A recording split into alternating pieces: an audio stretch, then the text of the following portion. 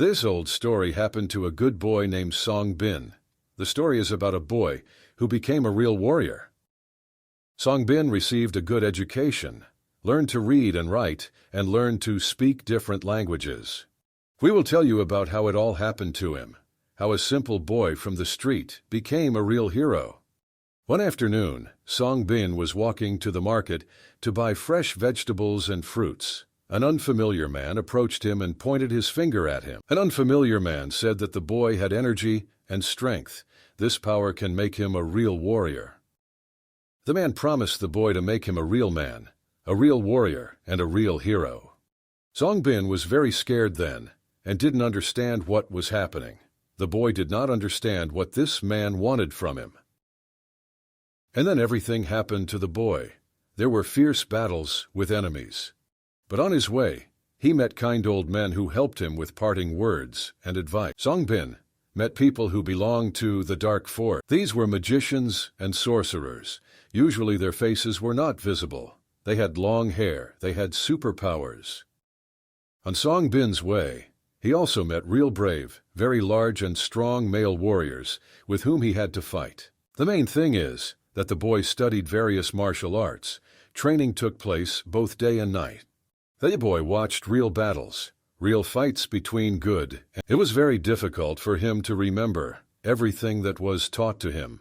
In fact, he had virtually. Also in this story, you will learn about the love of both Song Bin and the charming girl he met. This story will have everything, experiences, partings, and of course, you will learn how Song Bin learned to think, how Sun Bil learned to control his powers. You will learn how the boy learned to wield a sword well and hold it tightly in your hands.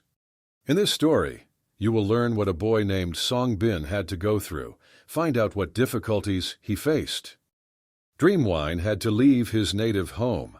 Of course, it was very difficult. The boy was very worried. He wrote letters to family and friends. But as time passed, everything changed. The boy became older and stronger. He had to write a lot.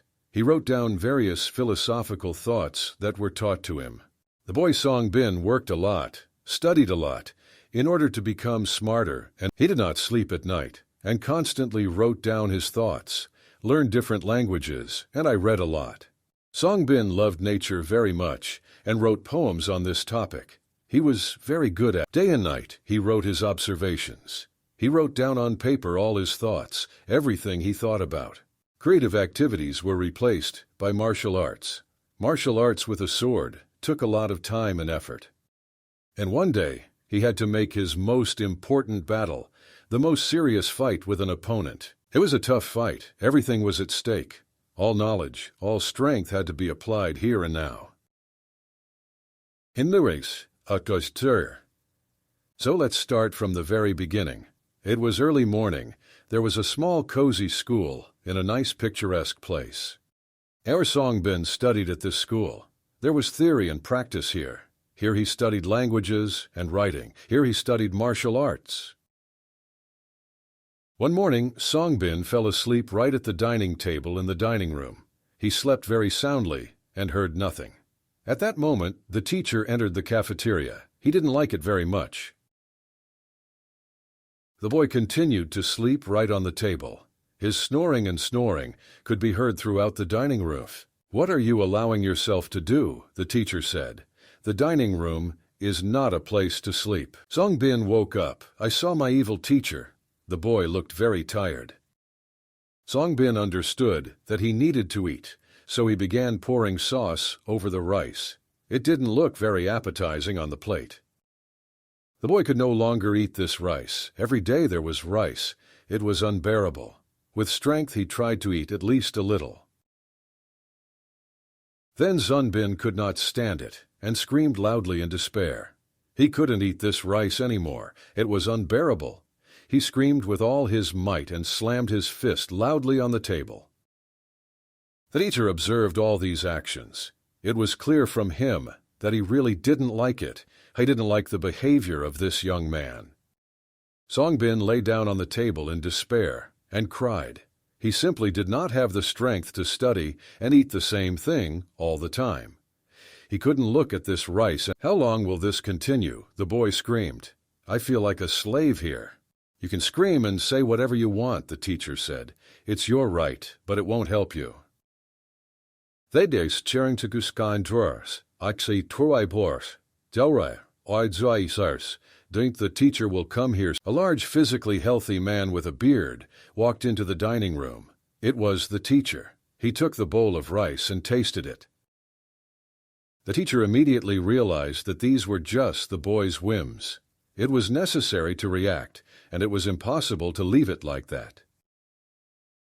Lock him in this dining room all night and let him sit and think about his behavior. Very evil, the teacher said to the teacher. Sit all night and think about your behavior, the teacher told the boy. You can sleep on the table. I see you are doing well at this. Maybe you can give me other food, the boy screamed. No, you think better on an empty stomach, the teacher answered. Songbin was left alone with his thoughts. He had absolutely no one to share or talk to. At this moment, the teacher was already thinking, what could he come up with for this boy? What is the punishment, so that it will benefit him? Songbin was very upset. Sitting at the dining table, he fell asleep in the dining room. I think it's time for the boy to grow up, the teacher said to the teacher. I completely agree with you, the teacher answered. Tomorrow morning I will wake him up and take him for a walk. The walk will not be easy. Let's see what he can do. I want to raise him to be a real man, brave and courageous, a man who is not afraid of anything. It was early morning. The teacher came to Songbin's cafeteria. At this time, the boy was no longer sleeping. Anyone can shout at a teacher. Let's see what you can do in another job, the teacher said to the boy. The teacher grabbed Songbin by the collar and pulled him out the door. The teacher easily lifted Songbin with one hand. Because he was a very strong man. This is exactly what he wanted to make this boy. Then the teacher took the boy's armpit, like he was like a sack of rice, and he carried him out of the dining room. The teacher carried the boy outside with one hand. The teacher just watched it all. There was nothing he could do to help the boy, because it was really time for the boy to grow up and become a man. Of course, the teacher was very worried about the boy. He felt a little sorry for him, but learning comes first. The teacher followed the teacher out into the street. He looked at them and followed them with his gaze, and he prayed that everything would work out for them. The teacher and the boy walked for a long time across the field in the direction of the mountains. The weather was hot. There was tall grass that made walking difficult. The teacher held the boy with one hand. Sometimes he ran to jump over large stones. It looked like the teacher could fly. Songbin was scared. He did not understand where his teacher was taking him. What would happen to him now? The teacher and the boy jumped onto a very high stone and continued to carry it forward. It was a high rock. The teacher ran and jumped off it along with the teacher, and the boy flew down to the ground. Songbin was so scared that his heart seemed to stop in fear. They landed successfully on the ground, and the teacher continued to carry the boy with one hand. He didn't let him go for a second. When they reached the place, the teacher released the boy. Songbin fell to the ground and was breathing heavily. He was very scared. The teacher took the boy by the collar of his clothes and lifted him up with one hand. It's time for you to grow up and start being responsible for your words and your actions, the teacher told the boy. The teacher held the boy with one hand, right above the cliff drop. A fast, cold mountain river flowed below. I realized everything. I won't do this again, the boy shouted loudly. The matcha teachers went down to the river. Songbin sat down near the water and began to cry loudly. You have all the makings to become a good warrior, the bravest and bravest.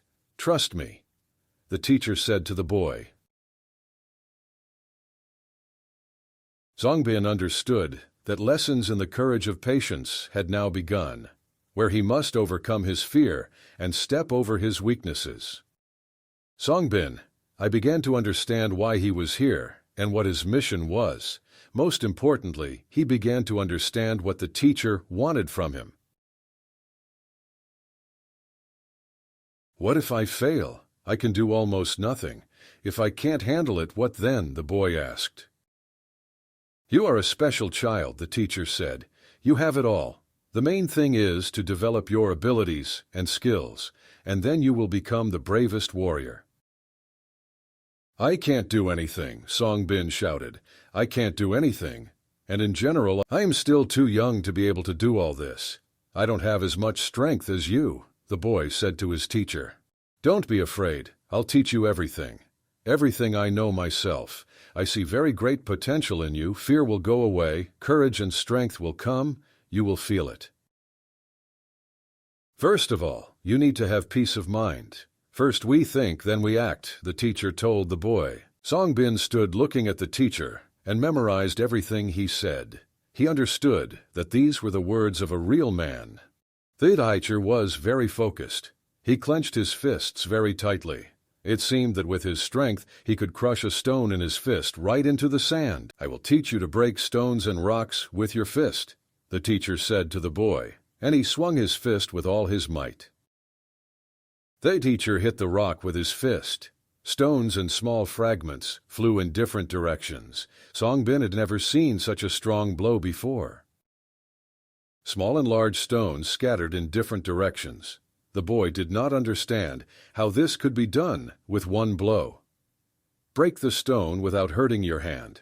The teacher's fist was very large, and the blow was very strong. There was not a scratch on the fist, just some stone chips. My teacher taught me this, the teacher said to his student, and now I want to teach you such a blow. I will teach you everything I know myself. The boy even began to sweat from surprise. He wanted to be like his teacher. At the same time, he understood that this path would not be easy. Remember, work ennobles a person. If you train, then strength and confidence will come. I believe in you. Songbin thought about it. Will he be able to become a real warrior or not? What if the teacher made a mistake about him? And the boy became scared again. He wanted to learn everything about his teacher, but I was very afraid to let him down. He was very afraid that he wouldn't succeed. Don't worry. I will give you tasks that you will have to complete. It will be hard, it will be scary, but you will have to overcome all this within yourself, the teacher said to the boy. Yes, it will not be an easy path, but my boy, you will succeed. I believe in you, the teacher told Songbin. The teacher's gaze gave the boy confidence. He looked into the teacher's eyes and listened to every word he spoke. This was no longer the look of an ordinary boy, but of a growing young man who was ready to change for the better. Master, I want you to show me all your signature moves right now, the most insidious of his blows. I want to learn all this right now, the boy told the teacher. Aim ready, where do we start? Should we start sword fighting? Or just hand-to-hand combat? Come on, show me all your moves, the boy told the teacher. Or maybe I need to have super strength. Will you teach me your spells? You probably have them. I'll remember everything. Come on, tell me. I'll remember everything, the boy said. I am ready to learn to fight even with bamboo sticks. Just show me how. I am capable. I will remember. I will succeed. Come on, show me quickly, the boy said. If you're ready, then I'll test what you're capable of, the teacher said to the boy. The main thing is not to rush. This always interferes with achieving results. Great, now I will learn everything, and will be as strong and fearless as you, teacher. Oh, I already feel strong. I will wave my arms vigorously, and my opponents will fly off in different directions. I've already memorized some of your tricks. Look how I can do it. Can I do it? The boy spoke and showed it to his teacher. I feel like the power just overwhelms me. It seems to me that I can already do everything. Teacher, give me a task quickly. I will prove to you what I am capable of. The teacher looked at the boy very carefully. He watched and listened to it. The teacher understood that the boy simply believed in himself. He doesn't have the strength yet, but he wants to prove the opposite. You can't be so self-confident, the teacher thought. If you are ready, Then I have come up with the first task for you. Let's see if you pass this test or not." The boy Songbin folded his hands in front of his chest, bowed to the teacher, and said, "I'm ready. The teacher tells me what to do." Songbin was very serious. He clenched his teeth and lips to show how strong and focused he is. The teacher pointed his finger at the boy and said, "I know you will receive your first task. I'll see what you can do. If you can handle it, we will continue training. You must move my pile of broken stones to this road as quickly as possible. Go ahead, go faster. Time passes, I believe." The teacher spoke to the boy and laughed loudly. Songbin moved the entire mountain of broken stones. He placed them near the teacher. He spent a lot of effort and, of course, was very tired. "You completed the first task, my boy. The conclusion from this task is very simple. You listened to me and began to silently carry out my task. This is already good. We are on the right track." "But I thought you were going to teach me how to break stones with your fist," Songbin said to his teacher. "And I just carried these stones from one place to another and nothing more." "Nothing happens right away, and nothing works out." The teacher laughed. "All in due time, my boy. This was a strength and endurance exercise. You did it. Well done." The teacher laughed very loudly. "I was just like you. I thought that I could learn everything at once." The teacher spoke. "Everything will work out. The main thing is to work hard." "I already had the work. I realized that." "Teacher, I will have such tests, what, every day?" the boy asked the teacher. "Yes, my boy, you will work every day. I promise you this," the teacher smiled. "Trust me, when you are ready, you will learn everything, and it will be very fast." The boy was very tired. He was dragging a large pile of stones, and I didn't learn a single combat technique. The teacher took a large stone into his fist. He held it very tightly. Songbin looked. What will the teacher do now? The teacher shouted loudly and tightly clenched his fist, which contained the stone. Shards of stone scattered in different directions. Most of the stones simply turned into sand. "Everything has its time, son," the teacher said. "You will learn everything. I believe in you. I chose you for a reason and brought you to my school for training." The teacher and the boy Songbin went back home to school. It was already dark and night was coming. The street was quiet and calm. Suddenly there was a strong knock on the door. It was late at night. The teacher was lying in his bed and sleeping. He certainly wasn't expecting any guests. When the teacher opened the door, he saw the teacher and the boy on the threshold of his house. The boy was completely tortured. He had practically no strength, and it was clear that he was sleeping while walking. "Take him, wash him, and put him to bed," the teacher said. "Nobody canceled the daily routine. Come on in and go to bed quickly, and tomorrow we will continue," the teacher told the boy. The teacher met Songbin and took him to wash up and then put him to bed. The boy needed to rest because it was very quiet outside. It was approximately 3 o'clock in the morning. The whole city was asleep, and people, and animals, and birds. Only one person did not sleep that night. This is Songbin. He lay very tired and kept thinking about what happened to him today. He wanted to learn martial arts techniques, but in the end, I just carried stones. Songbin lay there and came up with a plan. He's tired of it all. He is treated like a child and like a slave, and I want to quickly become a real warrior.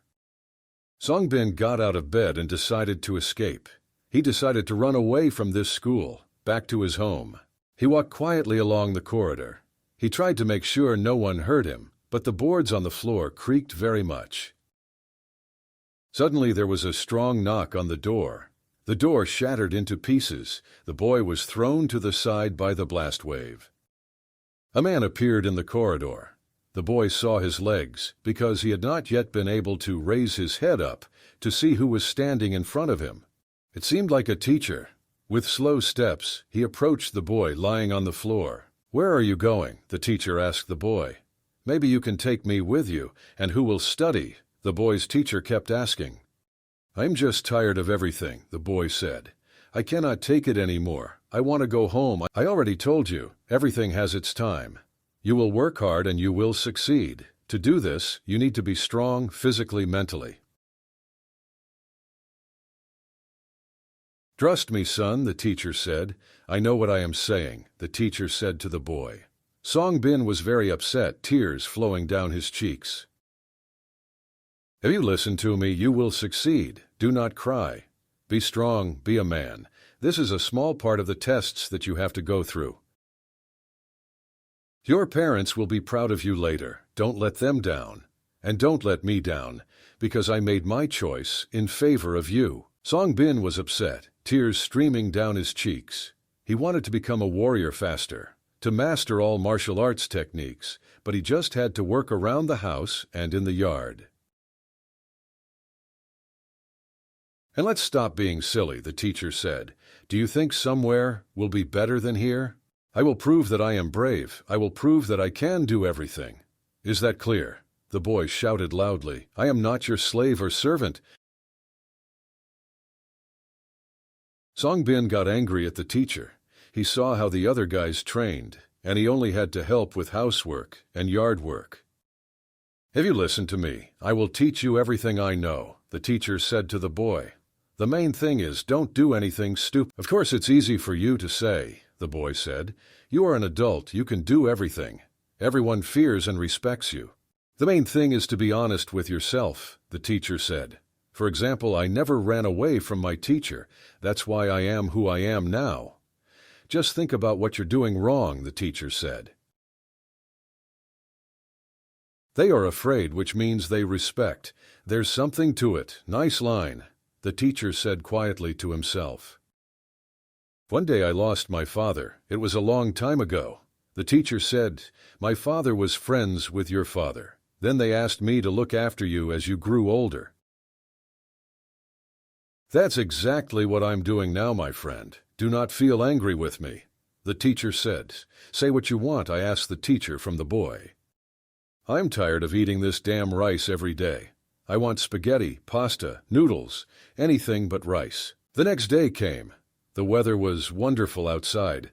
There was practically no wind, and the sun was shining. Song Bin went to the dining room. In the dining room, he was served spaghetti. It was a very tasty seafood pasta. Song Bin ate and enjoyed and couldn't stop. It was very tasty. After Song Bin ate, he went out to get food again. He took himself a refill. This day was like a holiday because the food has changed. The teacher came to the cafeteria. He decided to try spaghetti too, although he likes rice better. He took the chopsticks and started spaghetti for her. It was great. The teacher did not understand what was happening. He didn't know that the menu in the cafeteria was changed today. He didn't know that this was the teacher's order. Nosebandage decided to run away from school anyway. He has already come up with a plan for himself. He pretended to feel unwell and began to leave the dining room. But the teacher noticed this. Where are you going? The teacher asked. Please don't give me away, please, the boy said. Here, take the money. I don't need your money. Get it out of here. The teacher began to be indignant. This is a bad idea, my boy, the teacher said. Song Bin grabbed the teacher by the hands and began to beg him not to tell the teacher about his idea. I cannot take it anymore. Please give me a chance to leave. The boy spoke. The teacher doesn't teach me anything. The boy was indignant and pointed his finger at the teacher.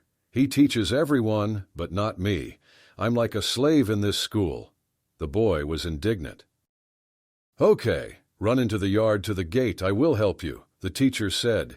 I'll distract your teacher and you run without wasting time. Lunch will be over soon. The views opened the gate so that the boy has time to run out of the schoolyard. Run through the forest, onto the high road. The teacher shouted after the boy. You will reach the city. You will meet merchants. They will help you. Song Bin ran out of the schoolyard gate. He stopped for 1 minute to rest. He was excited. but he's glad what lies ahead. Okay, I need to run through the forest. Then you need to run out onto the main road that leads to the city. There I should see merchants, who are heading to the river to sail to another city. Songbin remembered everything the teacher told him. Forward! The boy shouted to himself and ran very fast. He ran so hard that it seemed to him that he was even outrunning the wind. The happiness of freedom filled his heart. He ran and constantly shouted, "Yes, I did it, yes!" After some time, the boy ran out onto the main road. He understood that he had already covered most of the path. It was very hot and stuffy in the forest, but this did not bother the boy. At this time, the teacher learned that his student had run away. He realized that Songbin was determined, should have kept a better eye on him. Let him try. Let's see what he can do. It will be a little experience for him and a lesson, the teacher said to himself. A carriage was passing through the city, 2 horses and several people inside a cart. They stopped about their business. They wanted to get cold water from the well so that they would have something to drink on the road. The man who was driving the horses heard the boy calling him. The man looked around, but there was no one around in the square. Suddenly a boy ran up to him and began to beg him to take him with him. "Please take me with you to the river. I was told that you are kind people and you can help me," the boy said. "Who are you and where are you going?" the man asked the boy. "Do you have money for travel?" the man sank. "I have nothing, honestly," the boy answered. "Take me with you. I don't need anything, just one place. I just want to leave here." People took pity on this boy, took him with them, and went on the road. The horses clattered their hooves along the road, with every step moving the boy away from school. The cart with people traveled for a very long time, through forests and fields. 2 horses carried 4 men and our Songbin. It was a long and tedious ride. It seemed that this road would never end, only the sound of the wind, the scorching sun, and the clatter of hooves. The 3 men in the cart were traders. They knew each other, so they communicated all the way, and our Songbin was just sleeping and gaining strength. Then one of the men in the cart told the boy that they would go to a hotel where he could spend the night. Evening was coming. The sun was setting below the horizon. It was no longer so hot to drive. Songbin sometimes opened his eyes to see what was going on around him. It was boring on the road. The boy had nothing to do, so he just got enough sleep. He slept and dreamed of a better life. The morning came, the sun rose, the carriage moved towards its direction to the city. The carriage arrived in the city. There was a large wide river along which ships sailed. These were pleasure boats and, of course, merchant ships. On the riverbank, work was in full swing. Longshoremen unloaded boxes and crates from boats, and they loaded new ones into them. The men who were riding in the cart were standing at the market and were already trading. They sold their goods and bought others for themselves. Songbin woke up in his room. It was a very small room, with 1 bed and not even a window. "Since I'm here, I need to get up, walk around and look around. Look at the city, and in general what is happening around," the boy said to himself. Yes, the road was long and difficult, the boy said out loud. Several days on the road simply exhausted Songbin. The boy left his hotel and went to explore the city. It turned out to be a small trading city on the riverbank. On his way, he met a tall tower. He had never seen such houses before. Many floors rose up to the sky. Songbin climbed up this tower to one of the highest floors. He stood on the balcony. He held the handrail with his hands, and he began to look at the whole city from a bird's-eye view. "It's so nice here," the boy said. He stood on the balcony, and the wind blew across his body. Quiet, calm, and no one orders. And the most important thing is that the boy did not know anyone, and no one knew him either. Songbin shouted loudly, "Hooray, I'm free!" The boy continued to scream. His voice, an echo carried on the wind, throughout almost the entire city. People appeared on the balcony behind. It was one tall gentleman and his 2 maids. It was clear from the look of this gentleman that he was dissatisfied. Hey, you boy. Could you please shut up? There is no need to yell like that at the whole city, Mr. Songbin said. Sir, I didn't shout. I just enjoyed life. I'm just in a good mood. Emotions overwhelm me. This fills me with anger, the gentleman shouted. Your scream just gives me a headache. I came here to rest, not to listen to you scream. So just shut your mouth, boy. It's immediately obvious that you are very uneducated, not knowing who your parents are, but I would talk to them. How my head is pounding, and the screams of these poor people. Who even let you into this house? How did you get here? I was indignant, sir.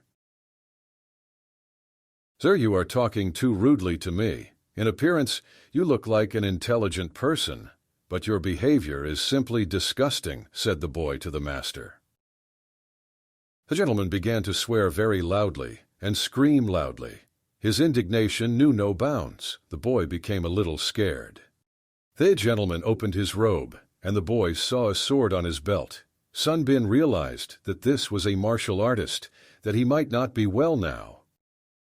I think if you are so smart, you should answer for your words, the Lord said to the boy. If you are smart, that means you are strong. There must be logic. Let's check it now. As far as I understand, the boy has an education, my lord, the maid said. My lord, he's just a poor boy. But someone was clearly involved in his upbringing.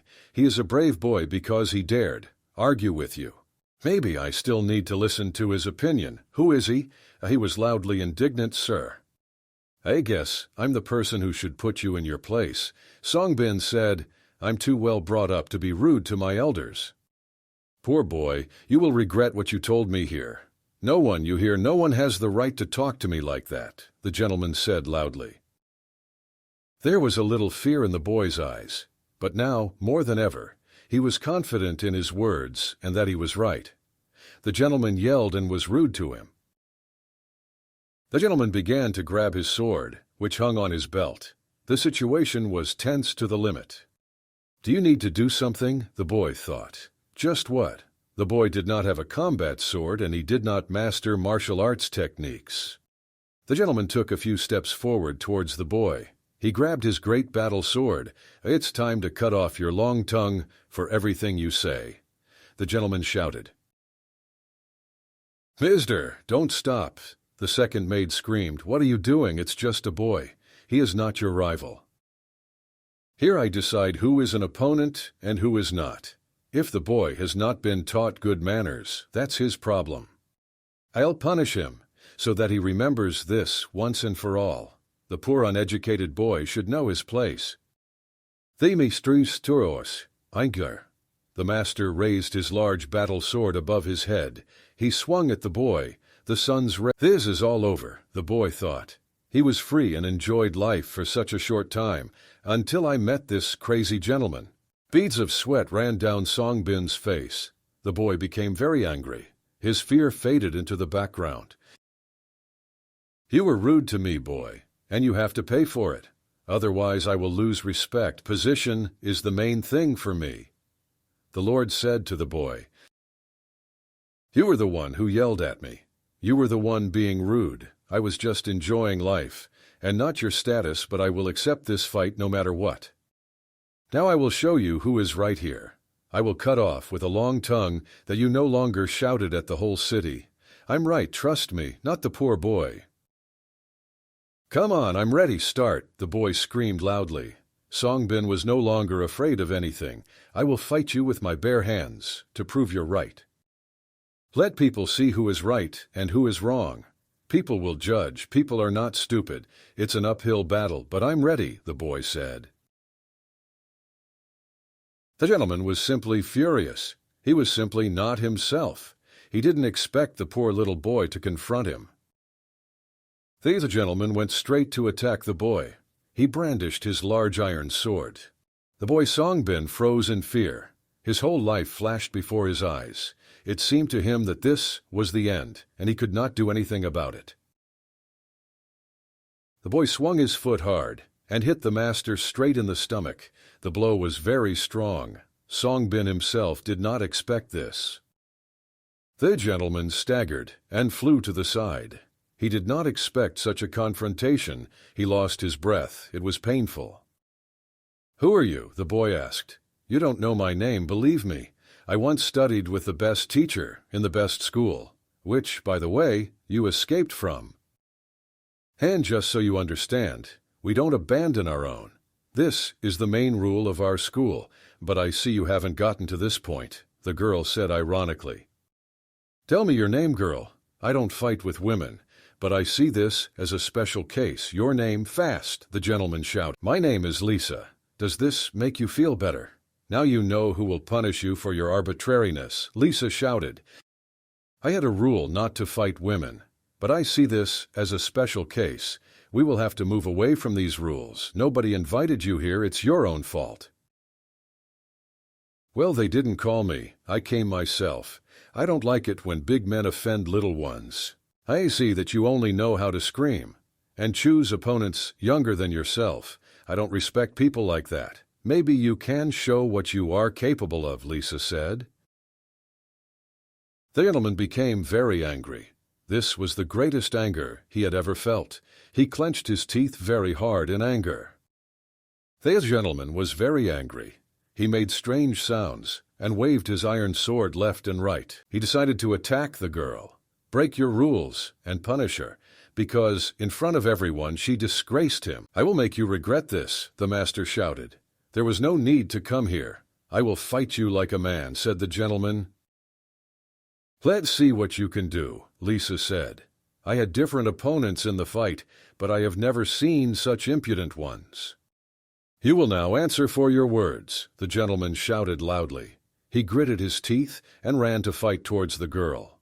It seemed as if wind and dust had risen around them. The gentleman ran with his iron sword to meet the girl in order to deal with her. Lisa pressed 2 fingers into her palms and quietly cast a— "What the hell is going on?" the gentleman shouted. His sword stopped mid-air. He himself froze in an incomprehensible position. Suddenly, the girl Lisa began to deliver her insidious blows with her sword. In this fight she dealt many blows, sir. She hit him and pushed him very far away. The gentleman flew away from the girl. He was simply in shock. He just didn't expect that the girl could fight so well, and it has such power. "Is this all you're capable of?" Lisa asked the gentleman loudly. "You are a weakling. This is because you are a grown man who decided to fight with a simple boy."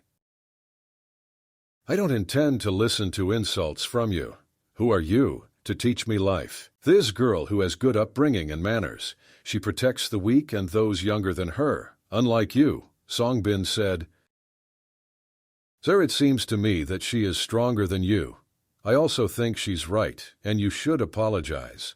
All people will see and hear this, and this act will earn you respect." "This will never happen. You hear never," the gentleman shouted. "I'm above apologizing to a brash girl." "I don't need your apologies," Lisa shouted. "I'm not a little girl. I'm a real warrior, and I can take care—" I tied myself again. The grinding of metal and the ringing blows of swords against each other echoed throughout the street. From the outside it was clear that this battle was very difficult for the gentleman. He couldn't attack. He mostly defended himself. He fought off Lisa's blows, which was too much. Lisa was very focused on this fight. Calmness and concentration were the most important things at that moment. "I was raised to protect those younger than me. I see you didn't have such an upbringing," Lisa shouted, and again she began to continue striking. The gentleman fought off the girl's blows as best he could. Lisa struck with her iron sword, one after another, constantly attacked the master. Lisa knocked the sword out of the master's hands. It was such a strong blow that he simply couldn't hold it in his hands. The sword fell to the floor. "You wounded my hand," the gentleman shouted. "You know who I am. Do you know what will happen to you now for this?" the gentleman shouted at the girl. The girl Lisa put her sword to the master's chest. "I see the fear in your eyes. You are weak. You are only strong at offending little ones. This is so low and mean." "I feel sorry for you," Lisa said to Mr. "Where are your manners? Where is your upbringing? You're on your knees and begging for mercy." My sword in my hands is my strength. This is my truth, and your sword is worth nothing with you or without you. I don't know who raised you, but at my school they made me a man who not only masters martial arts but also has a good command of the art of good manners. Thank you, Lisa, the boy said.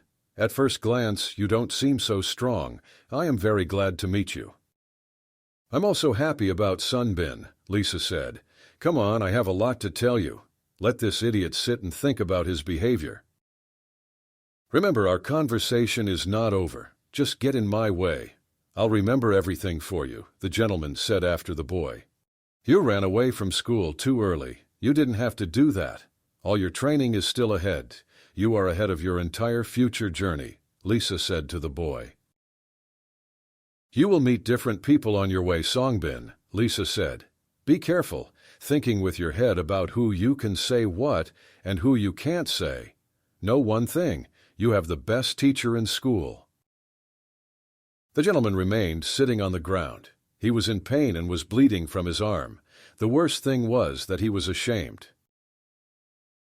Lisa and the boy reached a large building. Thank you very much for your help, the boy said to Lisa. You saved my life. I am your debtor. No need for gratitude, Lisa replied.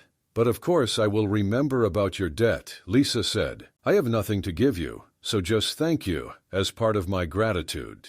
If it weren't for you, I probably wouldn't be standing here anymore, and this idiot would assert himself at the expense of me in front of his servants. Okay, thanks accepted, so be it, the girl said. I'm glad you appreciate the help. It means there is something good for you. I'll tell you again, you shouldn't have run away from school. You haven't learned anything yet. We already want to resist evil on our own. I thought I was ready. I was actually really tired, because I hadn't done anything other than just work at school. He removed stones, swept the streets, and brought water. The teacher instilled in you responsibility and hard work, and you avoided it at the first stage of training. A shame, the girl said. It is not that simple, the boy said. I wanted to quickly start learning martial arts, become a real kung fu master. But there was no training, there was just labor work. The main thing is that you have to understand yourself, boy, Lisa said. You must understand what you want and what you need. Only then can you move on. You just need to go back to school. The teacher will understand everything. He is a man. He will forgive you because he saw potential in you. There are no random people in this school, remember? Lisa said. Random people? The boy asked. What does this mean? Answer. Are you saying that he chose me for a reason? Everything in this life is not accidental, believe me, Lisa said. There may be a lot of bad people on your way. You must know how to behave and how to act in different situations. Thank you again, Lisa. If it weren't for you, I wouldn't be alive anymore. Your advice really helps me understand myself. The master's silhouette still stood in the boy's eyes. Lisa, what do you think will happen to me if I go back to school? Are you sure the teacher can forgive me? The boy asked. I say what I know. You just have to trust me. I graduated from this school and went through everything, so I know what I'm talking about. Thank you, Lisa. I will definitely fight for my future. I also want to become just like you, the same brave warrior. Everything is in your hands, and everything is in your head, Lisa said to the boy. Can you take me with you? The boy asked. I won't be a burden to you. I am a very good learner. I'm capable, believe me. The boy continued talking. To me, my friend, everyone has their own path. Everyone has their own path, and everyone has their own destiny. You still have a lot to learn. Learn to control your emotions. Learn to be strong. Learn various martial arts, the girl said. Okay, I understand, the boy said. I will learn all this, I promise you, Songbin said confidently. Goodbye, my friend. Think about what I told you. As she left, Lisa said to the boy, Be careful, the boy shouted. I'm sure we'll see each other again. Thank you for everything. "Lord, is there really a girl like her?" the boy said.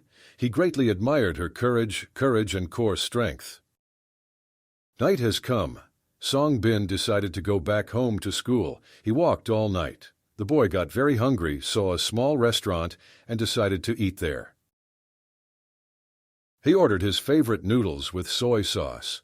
It was very tasty, tastier than the rice he ate every day at school. The boy ate the whole bowl and ordered himself another. The boy ate several servings of noodles. He could have eaten more, but I simply didn't have the strength anymore. 3 men entered the restaurant. The restaurant immediately became a little quiet. The boy did not understand what was happening. People began to look at each other.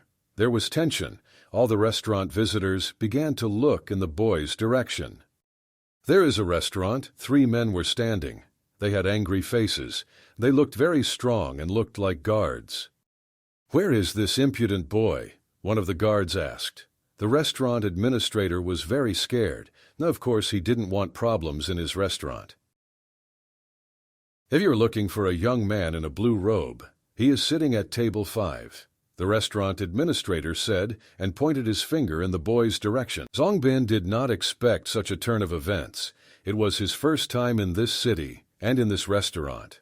The boy did not understand what these people wanted from him. "The 5th table is mine," the boy said.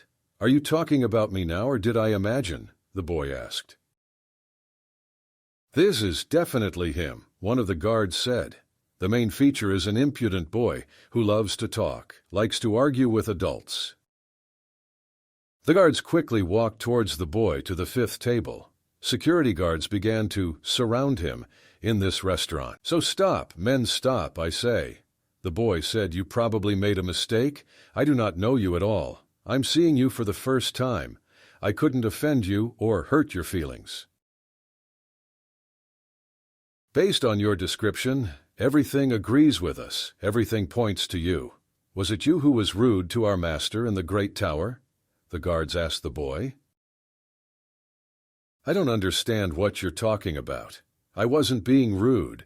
I just said he was wrong. Your master is a grown man who has no self-control. He is not well-mannered and is just a boor," the boy answered. Song Bin immediately remembered Lisa, the girl who gave him a lot of useful and necessary advice. "There was also a girl with you. She decided to stand up for you. She has disgraced our master. She will also be punished." "Where is she?" the guards shouted at the boy. The boy collected his thoughts and said, "Yes, it was me. Your master fought with me. There was no one else. He probably thought it was out of fear." "Yes, it definitely seemed to him that there was a girl. I was completely alone. Your master was just very scared," the boy repeated. "It's a lie. Our master speaks only the truth. He is a very respected man in the city. We'll find this girl," the guard said. "Come on, quickly, tell me, where is she? You have come here to avenge our master.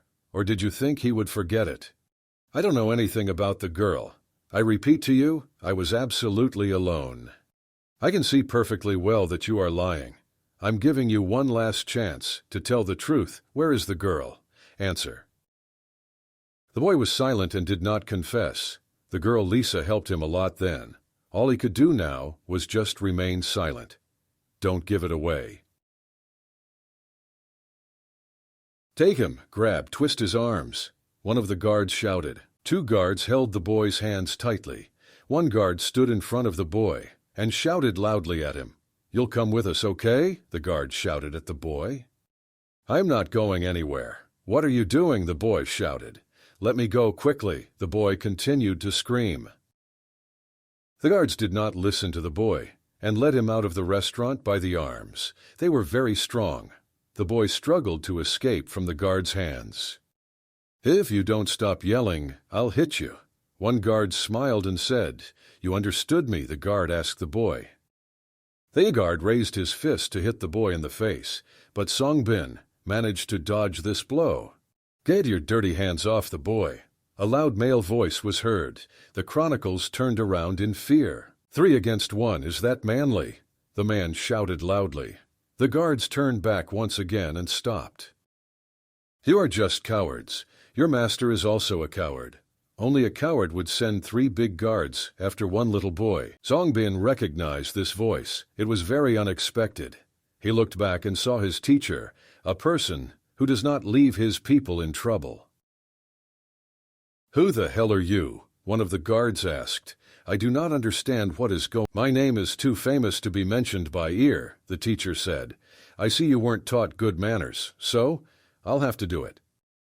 "Why are you so brave?" the guard shouted loudly. "There are 3 of us, and you are alone. I have never seen someone as stupid as you," the guard said. "Did you call me stupid?" The teacher was indignant. "Yes, he did." The guard answered. "Now you will have to deal with our master. He is a kung fu master." "So your master is a kung fu master?" The teacher was surprised and asked. "You won't be able to scare me, these boys. I know very well who a kung fu master is." At this moment there was a pause. The fighting spirit of the guards simply disappeared. It was clear from them that they were very scared. "I won't have any trouble dealing with you 3. I'm standing and thinking now. Which one of you should I start with now?" the teacher said ironically. The guards stopped holding the boys' hands. They felt fear. They saw that this formidable, confident man was very strong. "Fight means fight," one of the guards shouted. "We will fight for our master like real wars." The guards released the boy. They began to take an advantageous position in order to fight. "Your master is too stupid. Life has taught him nothing," said the teacher to the guards. "It's time to teach you how to behave correctly and well." The teacher said. These guards grabbed their iron swords. They were ready to take this fight, 3 against 1. The teacher very deftly and skillfully dealt with these guards. Each of them suffered greatly from him. "Teacher, stop, that's enough." The boy screamed and grabbed the teacher's hand. "Stop it. It's not worth it." "What you said? Tell me again that you feel sorry for them." The teacher was very indignant. "They grabbed you. They wanted to take you to their master. Believe me, my boy, you wouldn't be happy there. They would just kill you and that's it." "Perhaps you are right, teacher," the boy answered. "But if you kill them, then you will be just as bad as them. You taught us that cruelty is bad," the boy said. "I am very glad that you remembered what I told you all the time at school. It did you good, my boy." "I remembered almost everything you told us at school. I met Lisa, who helped me. It turns out that she also studied at your school."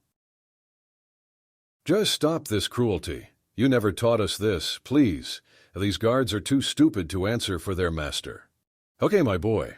I'm very glad that my lessons learned from this. I'm glad that everything I said didn't pass you by. I listened to you. Now listen to me. You have great potential that needs to be realized and developed, so I ask you to go back to school," the teacher said. "If I go back to school, won't you punish me for running away? I think I've matured a lot lately. I'm ready to practice kung fu," the boy said. "Turn on the TV." I liked what the boy said. He began to clap his hands. It was real male applause. "I am letting you go," said the teacher to the guards. "I wish I never saw you in this restaurant and in this city." "I hope you got what I meant," said teacher. "They durst tres golfifrin dwight sky queer. I discalfs, senator Kroroff." They were very hurt and upset. "It hurt because my whole body hurt from the blows. It's a shame because the 3 of them didn't have enough strength to defeat one man.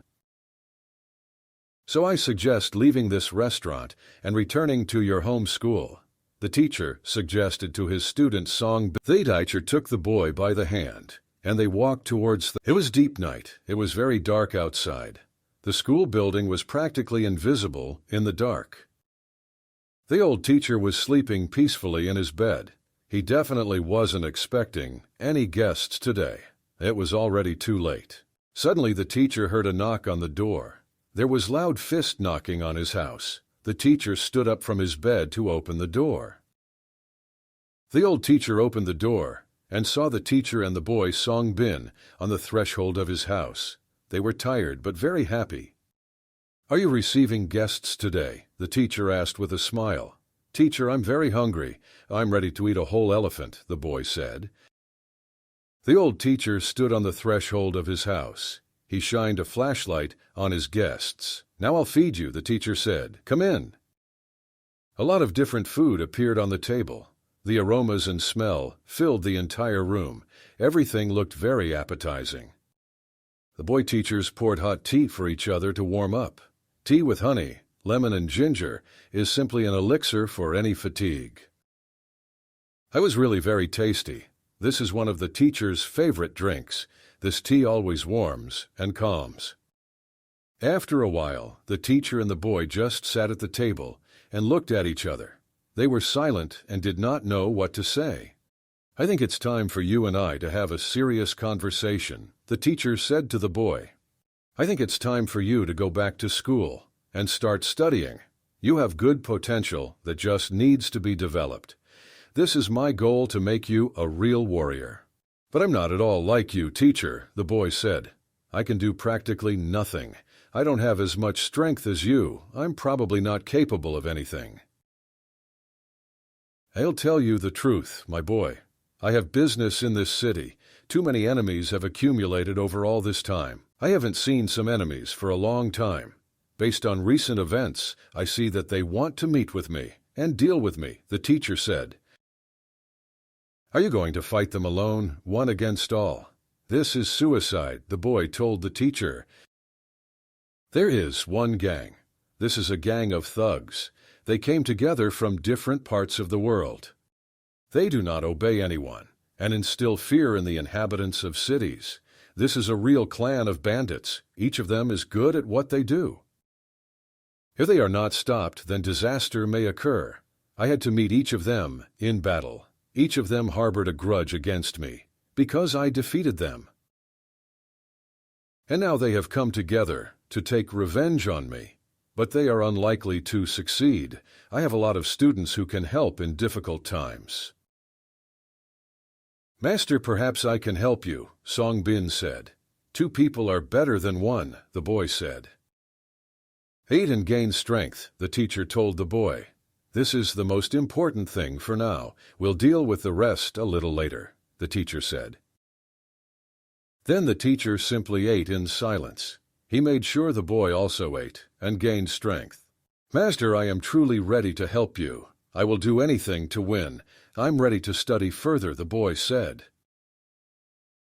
"Then you need to go back to school and resume training. This is the most important thing now. You have a lot to learn," the teacher said. Song Bin stood and listened very carefully to his teacher. He listened to every word. He looked into his eyes. "I am ready to obey you. I am ready to fulfill your every task. Teacher, I want to be just like you," the boy said. "It's very good that you realized this. You yourself came to this conclusion. Now I see that you have really matured," the teacher said. "We live in a time when goodness must save the world. Only good should win. Otherwise, there is no point in living on this earth." He said, "Teach the boy." "I completely agree with you," the boy told the teacher. Song Bin looked down, feeling a little ashamed for running away from school. The teacher took the boy's hand. He clasped his hand with his hand, like a real father. "Together we are strong. We will win," the teacher said. "We do not abandon our own in trouble. This is the main thing I taught you." "There is no time for long preparations," the teacher said. "Now you are next to me, and I am calm. We won't delay. Every day is worth its weight in gold, so we will study right from today." "Today?" the boy asked. "I will also perform feats just like you, teacher. I like it. True, I don't know a single kung fu move yet, but I learn very quickly. Trust me, teacher." "Don't worry about it. I'll teach you everything. It is not difficult. The main thing for me was that you grow up," realized his mission. "You have me, so don't be afraid of anything. Watch me, watch, memorize and repeat. It's simple." At that moment, the boy felt very confident in himself. He was not at all scared around the teacher. The boy realized that the teacher was counting on him very much. The main thing is that he believes in him. He can't let his teacher down. This is my chance, the boy thought, now or never. He had been waiting for this moment for a long time, and now it happened. The teacher will train him. The boy really wanted to become a real warrior. He had been waiting for this moment. He really wanted to be needed and benefit humanity. He was ready to train every day, every minute, learn everything his teacher knows as quickly as possible. The next day came. The weather was wonderful. The teacher and the boy went to train. The teacher walked with long, fast steps. Songbin couldn't keep up with him at all. It was not easy for the boy. His steps were much smaller than the teacher's. He couldn't keep up with him. The boy stopped near every tree. He wanted to catch his breath, take a breath, gain strength, and move on. I don't understand how the teacher doesn't get tired, the boy thought.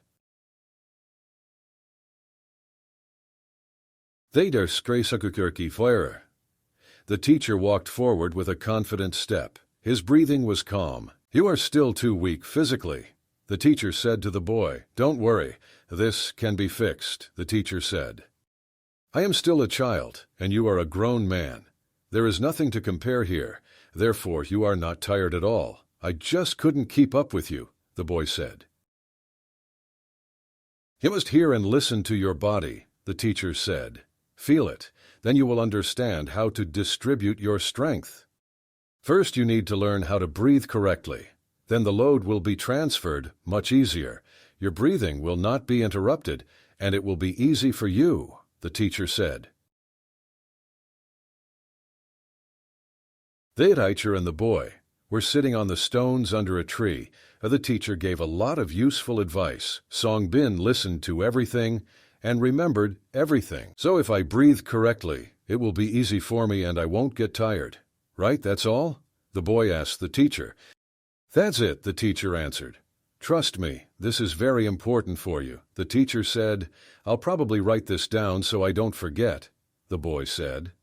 Songbin is used to writing down smart phrases, useful tips, so as not to forget them, and then quietly reread it alone with yourself. It's a good habit to write down the right words and the right tips. Take this habit as a basis, then you definitely won't forget anything, the teacher said to the boy. In this notebook, Songbin began to write down useful tips and his observations back in school. There is a lot of interesting things here. It turns out that you are a very literate boy, the teacher said. Not all children at your age can write and know how to read and write. I noticed drawings in your notebook. You drew various kung fu moves right in your notebook. Well done, the teacher said to the boy. I just watched you during training. I saw fighting stances and techniques. I drew them in my notebook so as not to forget, the boy said. Songbin was very pleased that the teacher praised him. This was the first time. Evening came. The teacher and the boy were returning home to school. The boy immediately went to his bedroom in his room. He fell onto the bed exhausted. From fatigue, he could not move his arms or legs. The boy was so tired that he didn't even undress. I was so tired that I didn't even go to wash myself. His teacher came into the boy's room. Stop sleeping, the teacher said. Sleep is good, but great things await us. Let's go, the teacher said to his boy. Now the boy did not understand what was happening. He just wanted to sleep. Teacher, what are we going to do at night? The boy asked. All normal people sleep at night. Are we normal people? The boy asked. We are normal people, the teacher said. We just have insomnia. The teacher laughed loudly. Look how round and beautiful the moon is. Today is the full moon. This means it's time to start training, the teacher said to the boy. Follow me, don't lag behind, the teacher said. The teacher and the boy walked along the road for a long time. It was a little cold, so Songbin covered himself with a blanket. Here we are, said the teacher, and now I'll show you a few techniques. The teacher began to take out his iron sword. This sword was very huge and heavy. The teacher began to swing his iron sword left and right. The teacher showed how to fight, how to confidently hold a sword in your hands. Song Bin looked at the teacher and remembered everything. It turns out it's not that simple, the boy thought. I definitely can't lift such a heavy sword. This requires a lot of strength. The teacher demonstrated various sword strokes with your right hand. Then he showed me how to attack with my left hand. It was all in motion. It seemed that the teacher was simply cutting through the air and wind around him. The blows and movements were very fast. How does he do this? The boy thought. Song Bin stood there and memorized every move, every blow. Remember this blow too. It's called a roundhouse kick. The main thing here is speed and surprise. The teacher shouted to the boy. The teacher made a quick circular movement around his axis at 360 degrees. It was very beautiful and impressive. Moonlight fell on the iron sword. He glowed like a lamp in a dark forest. My God, how does he do this? The boy said with admiration about the teacher. It's just like in a movie. Continued to admire boy. The boy began to take out his notebook. He urgently wanted to write down and sketch everything, every technique and every blow. Look, my boy, remember, this technique is called a bee sting. It is performed with the left hand, an accurate, quick strike forward, the teacher said. This blow is called a spear blow. We hold the sword firmly with both hands. We throw our hands forward and deliver this insidious blow, 90 degrees as hard as I can. The teacher continued talking. The most important thing is that you must be completely focused on the shot. Your hand and your sword are one, the teacher said. Your hand and your sword are one. The boy repeated these words. This means the sword is an extension of the hand. The boy added, Brilliant. You should definitely write this down in your notebook. This is useful advice, philosophy of combat, Kung Fu philosophy. The teacher continued to talk and show various Kung Fu. You managed to write down and remember everything, my boy, the teacher asked. I hope you remember everything. To swing a sword so professionally, you need to work hard, and for a long time. This takes years of training. This is the art of wielding military weapons. You and him must become one. And remember, you must use your skills only for the benefit of good on earth, the teacher said. The boy stood and wrote down in his notebook everything his teacher said. It was a real martial art lesson. Song Bin already imagined that he was a real warrior and could, just like the teacher, wield this iron sword. The teacher looked at the boy and thought, It was not for nothing that I chose him. It will be useful. The main thing is that he does not chicken out. This concludes our first training, and our first lesson is over. Let's go back home to school. Let's repeat everything you remember, the teacher said. Morning had already come, and it became quite light. The teacher and the boy were walking back to school. A new day has come. The weather was clear. There was almost no wind. The clouds floated smoothly across the sky. After another training session, the teacher and the boy returned home. Evening was coming. The sun was setting behind the mountains. The teacher went first. He had a sword in a sheath behind his back. There was not a drop of fatigue on the teacher's face. There is a boy behind the show teacher. He was a little tired. Song Bin didn't like to walk a lot. How did you like today's training? The teacher asked the boy.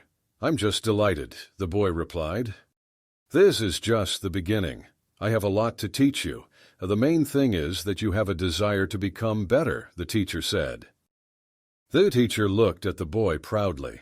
He was pleased that the boy was enjoying these activities. I realize that every movement, every swing of the sword has its own meaning. Its meaning, the boy said. Well done. You have understood the truth. This is the philosophy of Kung Fu and any martial arts, the teacher said to the boy. I also realized that I really wanted to eat. I'm very hungry, the boy said. They approached a large, beautiful restaurant. The delicious smell of food floated through the air. The boy teacher decided to go to this restaurant. They by force, Beitzingsleiter, Surrey. The boy was the first to enter the restaurant. At the end, there were a lot of people in the restaurant. They were in completely different clothes. This meant that they were from different classes. Sorry, may I ask? Tell me, please, is there a free table where you can sit? I asked the boy from the waiter. Let's not stand still. Move forward. The teacher said to the boy, let's look for a free table ourselves where we can sit. The boy's teacher began to look around in the restaurant. At first glance, it seemed that all the tables were occupied. There were a lot of visitors. Welcome to our cozy restaurant, the administrator said. How can I help you? We need a free table, the teacher said. I have one free table just for you. Let me take you there, the administrator said. And they went to sit down at the table. The boy immediately began to order. Please bring us your best dish, a lot of meat, and good hot tasty tea, the boy told the administrator. Previously, the boy thought that the restaurant was only for the rich. Now he looked around him and understood that all people are completely different.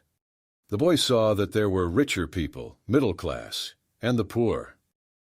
The boy's teacher sat at a table or had tea and talked. It seemed that they had known each other for a very long time. The teacher slowly drank hot aromatic tea. He loved to savor every sip. Here's some advice for you, my boy, the teacher said. First you have to look at the person, assess him and understand who he is. You need to understand the situation, understand the person. Only then, Songbin, can you do something. The teacher continues talking. For example, I don't care who is dressed and how. I don't care what they think about me. Yeah, but if they attack me, I have to make the right decisions. This is the main thing. The teacher speaks. Get now, people are looking around and looking at us. We are strangers to them in this restaurant, the boy said. I feel people's eyes on me. This makes me feel awkward, and my appetite disappears. The boy continued talking. There were actually 4 people sitting at the next table who were constantly looking around and looking at the teacher and the boy. The gaze of these people constantly darted towards the table at which the teacher and the boy. They think they are planning bad things against us, Songbin said to the teacher. These 2 are clearly not from our city. I've never seen them here before, one of the girls said, pointing at the teacher with the boy. That bearded man looks very strong. He doesn't inspire confidence in me, the second girl said. A man with a beard has a large sword. This can only mean one thing, that he is a martial artist. Most likely, this is true. He is tall and strong. He is 100% Kung Fu master. Yes, that is right. This is immediately obvious from its appearance. The man has a very old ancient sword. It costs a lot of money on the black market. Collectors will buy it for any money. Are you suggesting that we steal it? The girl asked. Certainly. There are 2 of us, one of us plus a boy. I don't see any problems. We just need a clear, good plan. I suggest you develop it right now. We don't have a minute to waste. They can get up and leave the restaurant. I suggest you act quickly. I suggest putting them to sleep. We add sleeping pills to their tea. They will drink, they will lose their vigilance, they will go out into the street, and then we will attack them. The girls quietly added sleeping pills to the tea, which was brought to the table, where the teacher and the boy were sitting. The boy's teachers did not suspect anything. They just sat at the table and talked. The teacher took his mug of tea and began to drink sip after sip, enjoying this wonderful favorite drink. The teacher felt unwell. He felt dizzy. I dropped the mug from his hands and it broke. The boy Songbin also felt bad. His stomach hurt and he felt dizzy.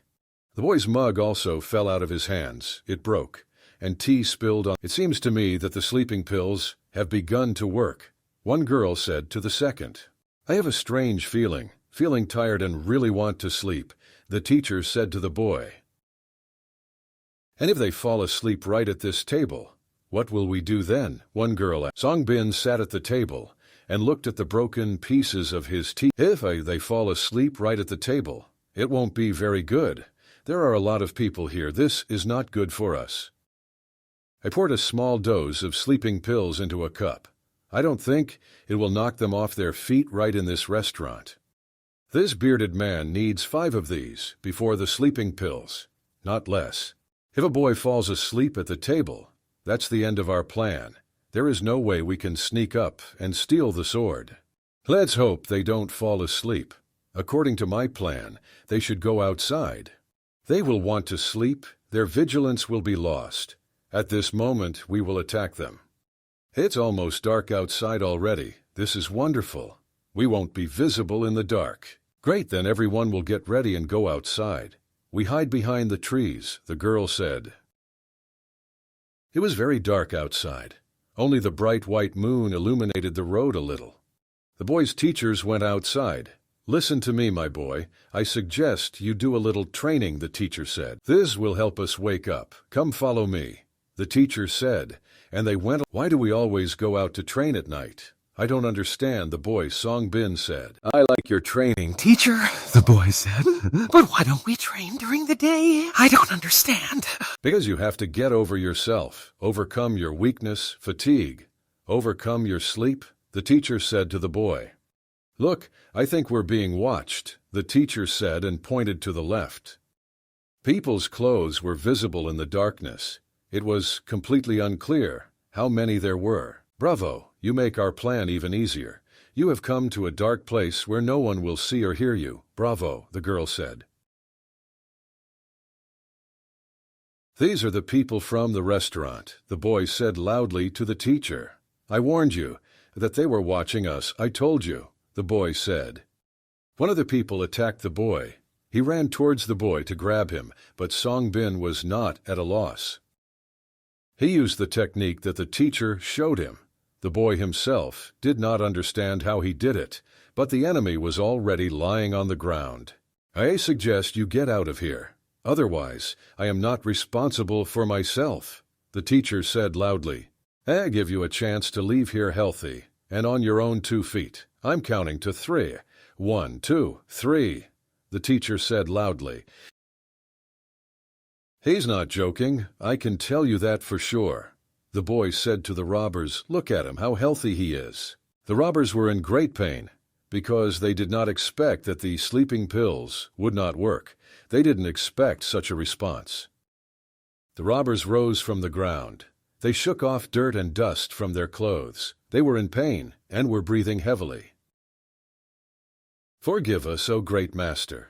We didn't know who you were. You are a noble man, very brave, very strong. We're just stupid girls. It's very good that you realized your mistakes. The main thing is to do it on time, the teacher said. What did you want? Why do you need us? Why were you following us? Why did they attack us? The teacher asked questions. Or steal your antique sword, then sell it on the black market to collectors, the girl said. It was a very stupid idea, let me tell you, the teacher answered. I could have just killed you. I wonder what should I do with you now? The teacher asked loudly. Forgive us, for God's sake, master. It was a big mistake on our part to attack you. If you wanted to fight, then fight like real wars. Take your sword in your hands. Let's see what you are capable of, the teacher said. The girl took her small sword. She held it in front of her with both hands. The girl drew her sword. It was not as big as the teacher. Songbin understood that now there would be a real master class from the teacher. He took out his notebook and prepared to write. The boy sat and waited for the battle to begin. He understood that the teacher would not kill this girl. The teacher will simply teach her a lesson. The teacher was already ready for a real fight.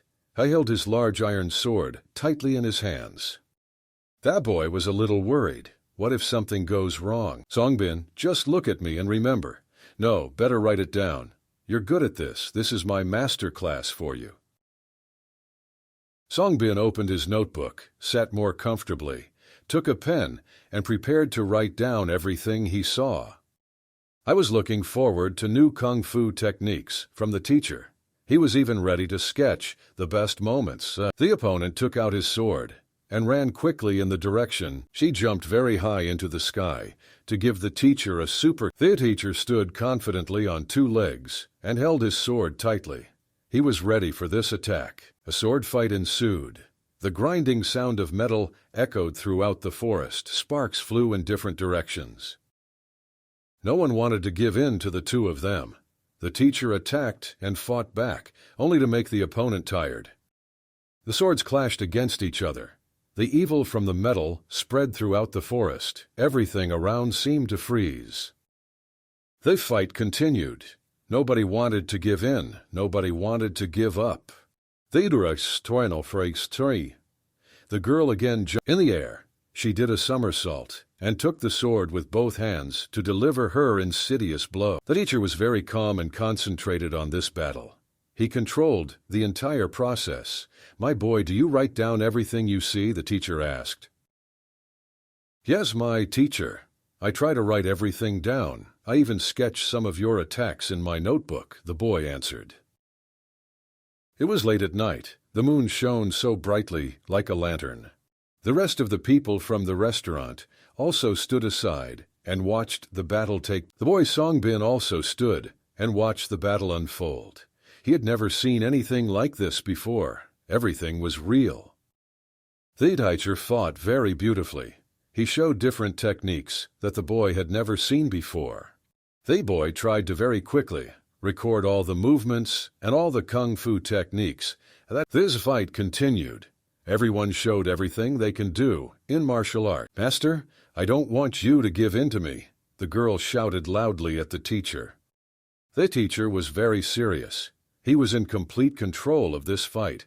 Everything went according to his scenario and according to his plan. From the outside, it looked very beautiful. Two strong rivals who were not inferior to each other. The boy had never seen such a fight before. The teacher delivered his signature roundhouse kick. The force was so great that the girl was thrown several meters. "It was great," the girl told the teacher. "I have never seen such a blow before. I'll remember it. It will be useful to me." "You are a very good fighter," the teacher said. "You fought with swords with dignity. I praise you. Very unexpected. You fought well. I suggest ending this fight," the teacher said to the girl. "Thank you for the compliment," the girl said to the teacher. "It's doubly nice to hear this from you. I would like to rest a little and continue the fight. You are a worthy opponent. I really enjoyed fighting with you. You are interested in this fight because you did not have a strong opponent. I'm right?" the teacher asked the girl. "Yes, you are a worthy opponent. I learn a lot from you during the fight. It costs a lot. Don't worry. At the end of the fight, I will provide you with an invoice for my master class," the teacher said and smiled. "I've rested. Let's continue, master. I'm ready to continue fighting. Just don't give in to me," the girl said. "There will be no mercy. Is this what you wanted to hear from me?" the teacher asked the girl. He took the sword in his hands and was ready to continue the fight. The girl grabbed her sword in her hands and ran to attack the teacher. She was very serious about the fight. The teacher very calmly fought off all her blows. He was in complete control of the situation. Everything was under his control. The girl had a very serious face. She wanted to show everything she could do. This fight meant a lot to her. The teacher behaved very confidently. He behaved well and calmly in battle. Everything was under his control. "It's time to show the teacher my signature kicks," the girl thought. "He shouldn't think that I'm a weak opponent. I expect new blows from you. Let's show. Show me everything you can do. Do not be shy," the teacher said loudly to the girl and smiled. For a second, it seemed that everything around had frozen. The teacher was in control of the situation. It seemed that his eyes were burning from this fight. The girl ran and jumped towards the teacher. She wanted to give him her signature blow. There was anger and rage in this girl's eyes. The face was tense to the limit. The girl screamed loudly and struck the teacher with her signature blow with her irons. It was like being in slow motion of a movie. She flew like a bird with this sword in her hands. The sound of metal scraping sounded in the air. Sparks from the metal flew in different directions. Dust rose. Everyone stood and watched what was about to happen. Everything froze and became quiet. Dust began to disperse across the ground. Only one teacher was visible. The dust has almost cleared. Everyone saw a girl kneeling in front of the teacher. She was simply exhausted. The people from the restaurant froze. They watched this battle unfold, but when it was over, they were afraid, because their friend was invisible. The teacher won, the boy shouted loudly. Songbin sweated a little, as if he and not the teacher was in this battle. You were very worried about the teacher. Do you think she's alive? Said one girl. Maybe it's time for us to run away from this place, the second girl asked. I met a very brave opponent in this battle, the teacher said. I'm pleasantly surprised. I lost, but I lost to the great warrior. Thank you, Master, for your master class. It was a good lesson for me, the girl said. The main thing is that you drew a conclusion from this struggle. You realized your mistakes. You fought me bravely, even a little daring, but it's good. You know how to fight well. I wonder where you got these skills and abilities from. I have not seen such a kung fu technique for a very long time, the teacher said. You are a worthy opponent. The main thing is that you understand that your strength needs to be directed in the right direction. Everything should be for the benefit of good. It was an honor to fight alongside you. This was a great chance to learn good techniques and self-control. Thank you for keeping me alive. Thank you for not punishing us for our bad deeds, the girl spoke. Stop apologizing. I'm tired of it. The teacher began to be indignant. Spare me your apologies. All have forgotten. It was a decent fight between two competitors. No more, no less, the teacher said. If I had money, I would give it to you. If I could award you an order or medal, I would do it right now. You are a very worthy warrior, Master. Is it really over? People who watched this fight asked each. The teacher was very calm. He wasn't even tired. It seemed like nothing happened. Are you talking about orders and medals? This is interesting. But that doesn't interest me at all, the teacher said. I used to be interested in this when I was young. I fought and fought for the title and the reward, the teacher said. And now I'm not so young anymore. I already have everything you're talking about. Now I'm just passing on my experience, the teacher said. So you are the owner of this title, the girl said. The title of the world's strongest man on earth. Yes, that's exactly you, the girl said. I didn't understand this right away, the girl said. You're a legend. It seems to me that the title is not your main advantage, the girl said. You're right, my main reward is that I have a school.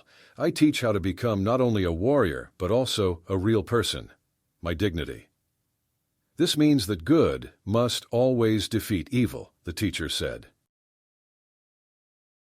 My God, it's simply amazing. These words are worthy of applause. People from the restaurant screamed. I'm sure it was a good lesson for you, the teacher said. You should understand people better. You are absolutely right, Master, the girl said. You showed me a good lesson. You are a good man. I want to become your student. Is this possible? I have too many students, the teacher replied. I don't know if I have enough time for you. Just recently I took on a new student. By the way, he is behind me.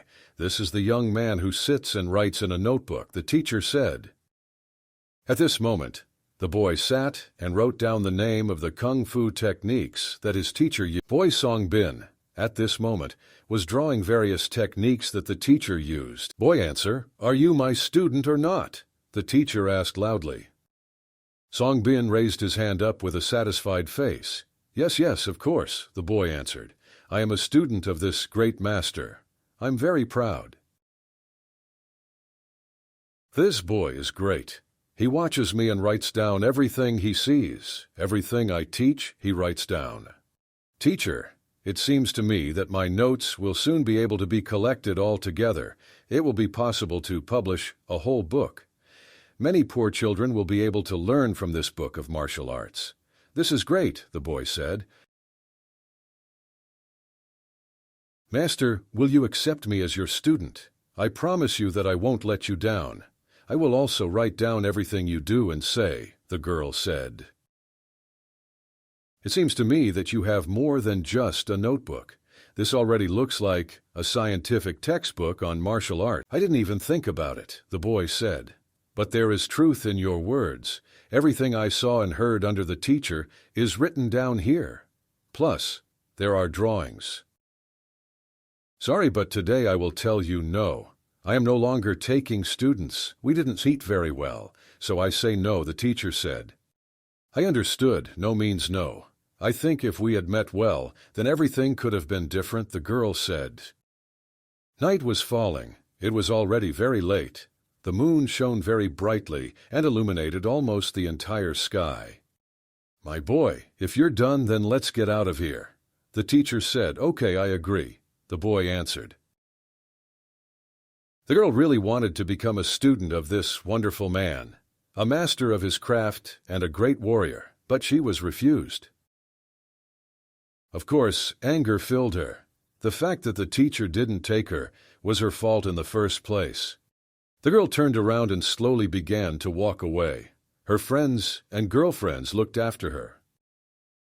I would like to meet this master again. Maybe someday I'll have a second chance, and he will take me to him, the girl said to her friend. I would really like this. This teacher is worthy of respect. He is a true master of his craft. Damn, I had such a great chance. Become a student of a great kung fu master. It's my own fault for what happened. I just can't be angry enough with myself. Out loud, the girl said. Night has come. It was very dark in the forest. The road was illuminated only by the moon. The teacher and the boy moved forward along the road. A new beautiful sunny day has arrived. Our heroes set off on a journey by sea. Wow, what a beauty! The boy spoke enthusiastically. He stood on the deck of the ship and looked at the sea, at the mountains, at the birds.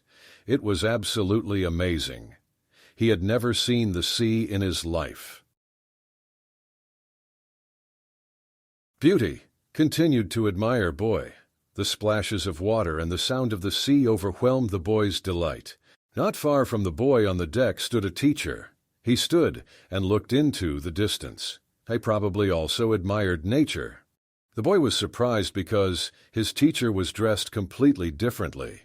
Now he looked like the leader of a large clan. The teacher stood silently on the deck of the ship and looked into the distance. His hair was secured with a ribbon.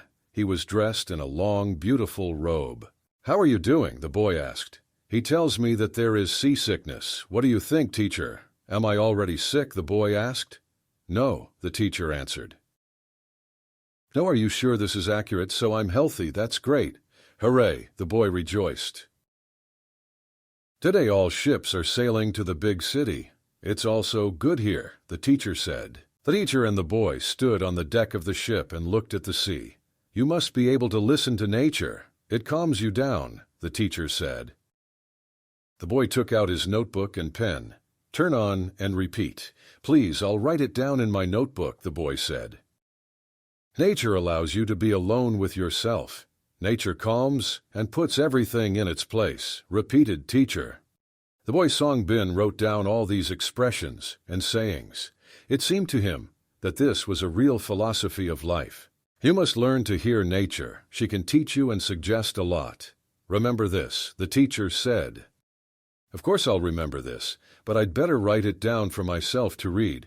It will be more reliable this way, the boy said. I have a lot of enemies on this earth. There are simply people whom I punished for bad deeds, and now they hold a grudge against me. They really want to take revenge on me, the teacher said. Enemies. What does it mean to have many enemies? How much is this a lot? 3, 10, 50. Teacher, let's be more specific. I want to know exactly how many enemies there are. We need to understand the scale of the tragedy. I want to know what lies ahead, the boy said. I'll tell you the truth, my boy. I didn't count my enemies, said the teacher, did not continue to look at the sea. I wonder if my notebook is enough for me to write Everything down for you, teacher, the boy said in fear. If your notebook runs out, you'll just have to remember everything. Calmly, the teacher answered. The ship on which the teacher and the boy were sailing sailed into the bay and They sailed to the big city. There were a lot of houses there, but unfortunately the weather was very bad. It was raining heavily. Songbin sat down on the floor and began to look at all his notebooks, in which he took notes. There were a lot. He laid out all the notebooks on the floor around him. The boy looked at his notes and was pleasantly surprised. A whole book could actually be written from this material. The boy especially liked his drawings. It seemed very interesting. He drew various stances, movements, and strikes in martial arts. Evening came. The teacher suggested going to training. The teacher liked to do training in the evening. My boy, now I will show you how to fight while holding a sword with both hands, the teacher said. The teacher began to perform various kung fu techniques and movements. The boy tried to write quickly. Everything he sees. Can you keep up with me? Did you write everything down? The teacher asked the boy. Write in such a way that everyone can read it later. The handwriting should be beautiful. Yes, teacher, I can do everything, the boy answered. I try to write beautifully and legibly to make it clear. The teacher took the notebook and began to read everything that the boy wrote. You know, this is very good. The teacher praised the boy. Well done. You clearly have talent as a writer. This is very rare today. The teacher continued to praise the boy. You express your thoughts beautifully. It is beautifully written and most importantly understandable. Yes, this is 100% talent. Well done. Well done, the teacher said praise. Focus on the little things in your notes. Every detail must be described, the teacher said. You can see for yourself that you already understand Kung Fu. You can say that you are an expert. The teacher continued talking. I understood you. The more I describe everything you do during a fight, the easier it will be for those people who watch and read this to understand, the boy said. The boy realized that he was good at writing. He reread his notes. He was very interested. He read it like a book. There's just one thing I can't understand. Why can't we do without a fight? Why can't the problem be resolved peacefully? I asked myself a question, boy. The boy lay and looked at his hand. He imagined how instead of the pen with which he writes notes in a notebook, there is a large iron sword in this hand. It has stopped raining outside. The weather became beautiful and clear. The sky was blue, and the sun was shining very brightly. The people of the city went out to walk. The weather was very good for walking. Songbin also went out into the city for a walk. It was very hot, and he took an unusual fan with him. The boy was walking around the city to meet different people. It was hot and stuffy, so he constantly waved his fan. The boy went for a walk in the park. It wasn't so hot there anymore. He stood and looked at the trees. He was very interested because he had never been here. Then Songbin came to the forest. It was nice in the forest. It was cool, and even very fresh in the forest. Suddenly an unfamiliar girl appeared on the road. She had long, beautiful hair and very beautiful clothes. When the unfamiliar girl came closer to the boy, it turned out that she had a sword sticking out of her belt. Perhaps she is a samurai or a kung fu master, the boy thought. He felt a little scared. It was just the two of them in the forest, but the girl was very beautiful. Good afternoon, young man, the stranger said. Can you tell me which road I can take to get to the city? The girl asked. Songbin was a little confused. It seemed to him that he fell in love at first. You need to go straight along this road, and then you will go straight into the city, the boy said to the girl. Thank you, you are so sweet, thank you. You are a very sweet and kind young man. This is rare now, the girl said, and she went. Songbin was left alone on this road. He turned and looked into the distance as the girl left. He really liked her. The boy came to the city. I went to a... Songbin sat down at the table, folded his hands on it, put his hands on it and lowered his head. And I got upset. Why didn't I tell her anything? Why didn't I even meet? I'm a fool, the boy said.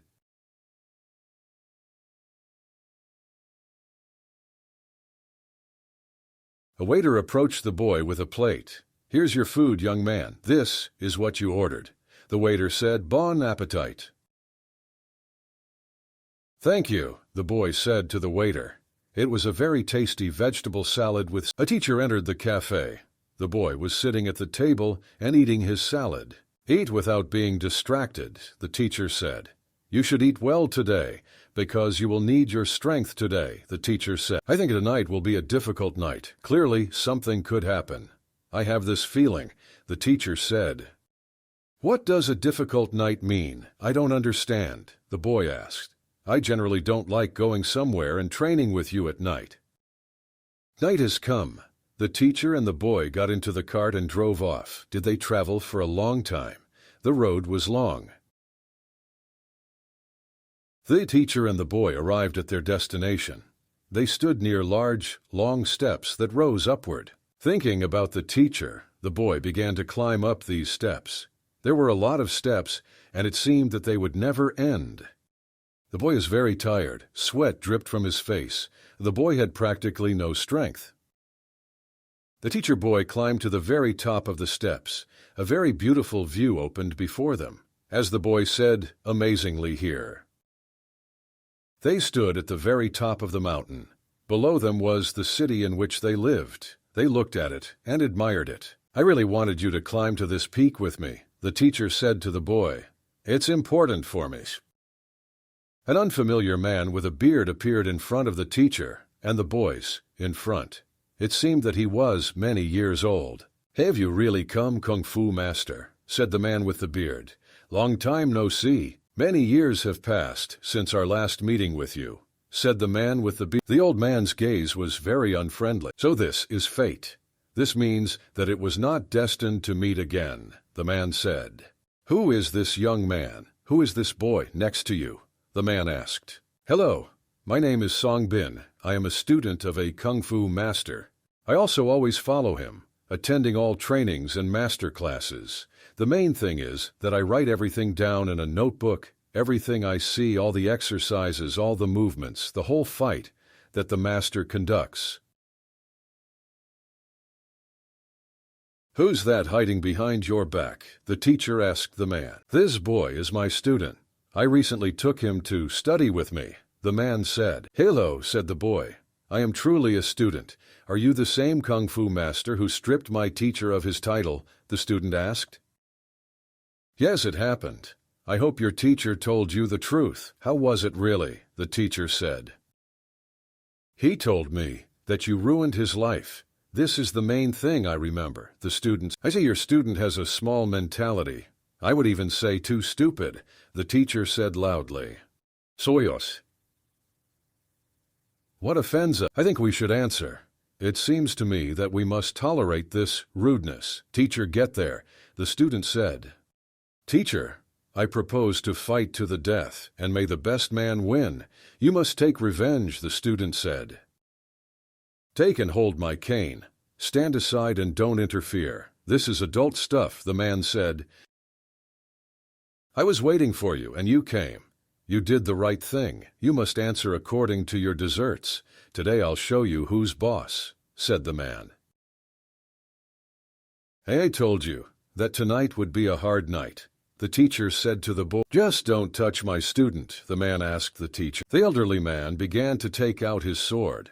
It was clear from his gaze that he was serious. The teacher also took out his large iron sword. The sun's rays reflected from his... I already showed you once, old man. Who's in charge here? The teacher said, holding a sword in his hands. It was too long ago to be true, the old man said.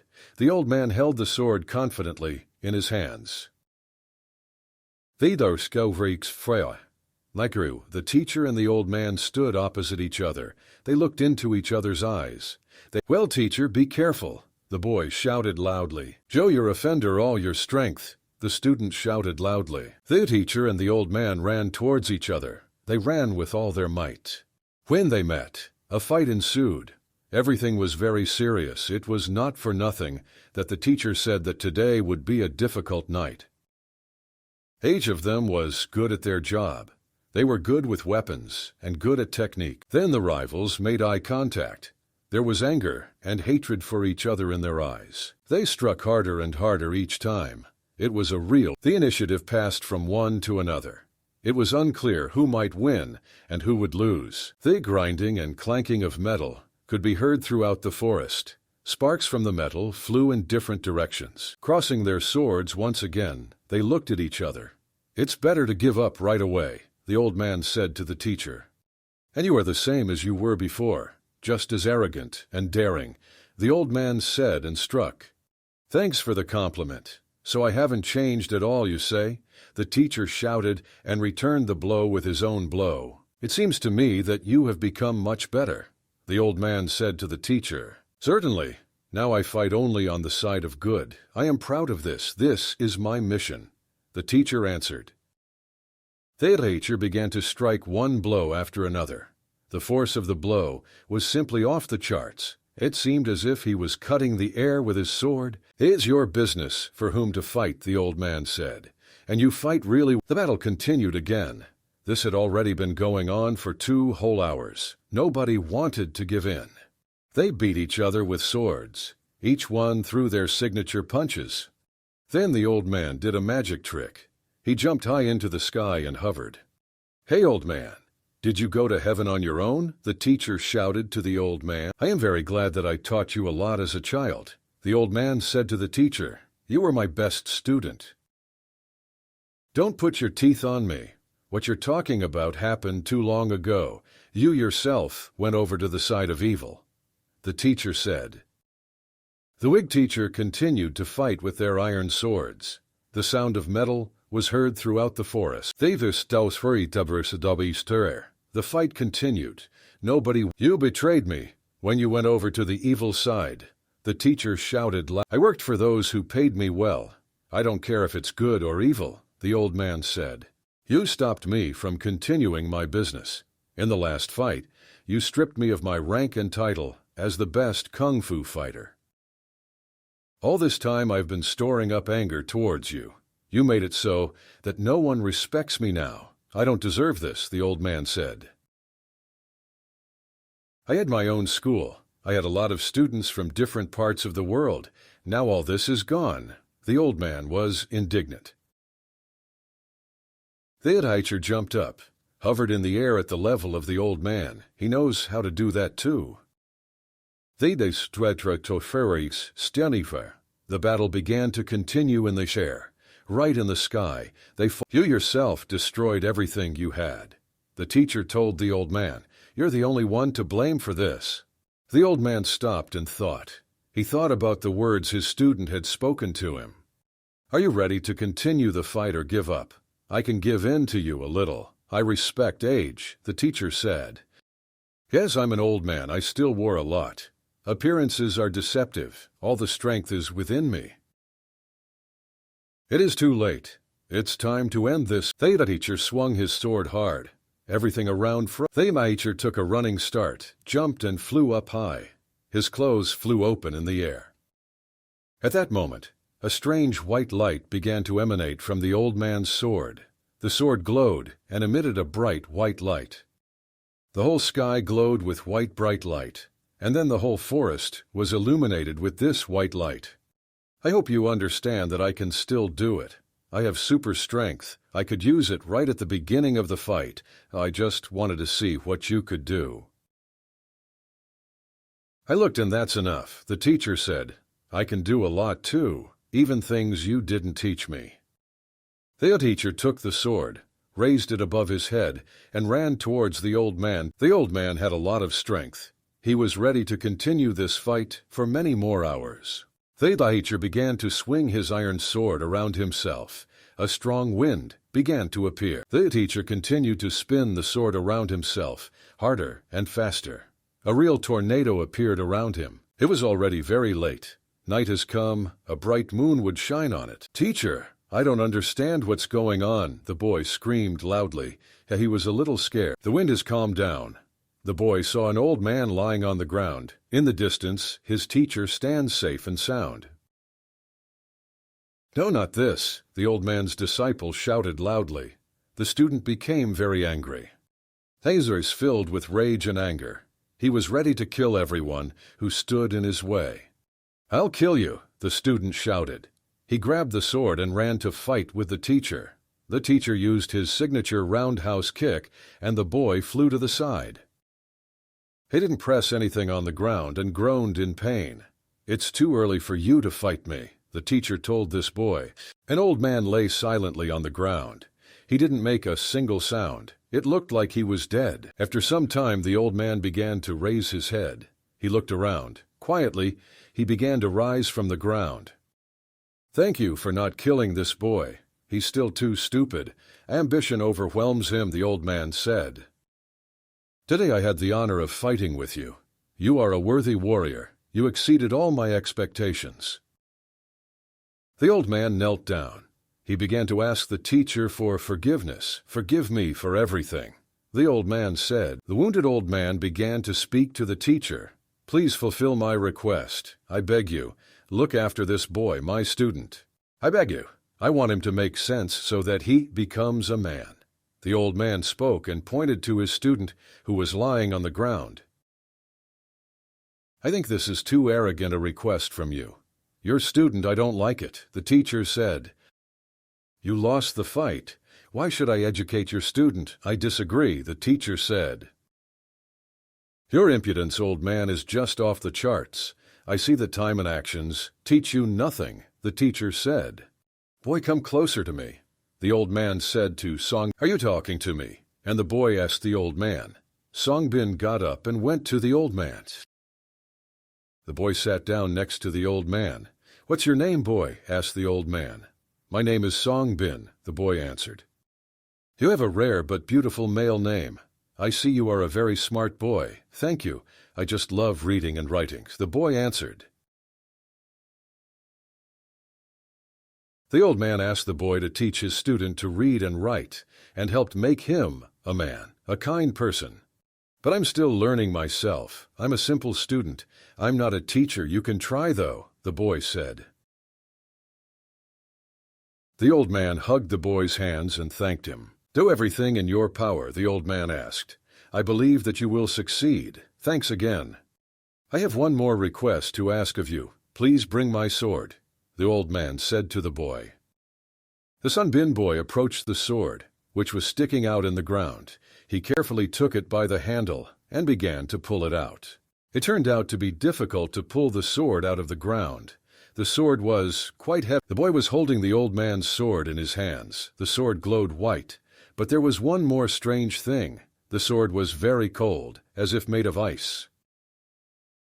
"This sword suits you. With him you seem more mature and stronger. He makes you look like a real warrior," the old man said. "I think it's too heavy for me," the boy said to the old man.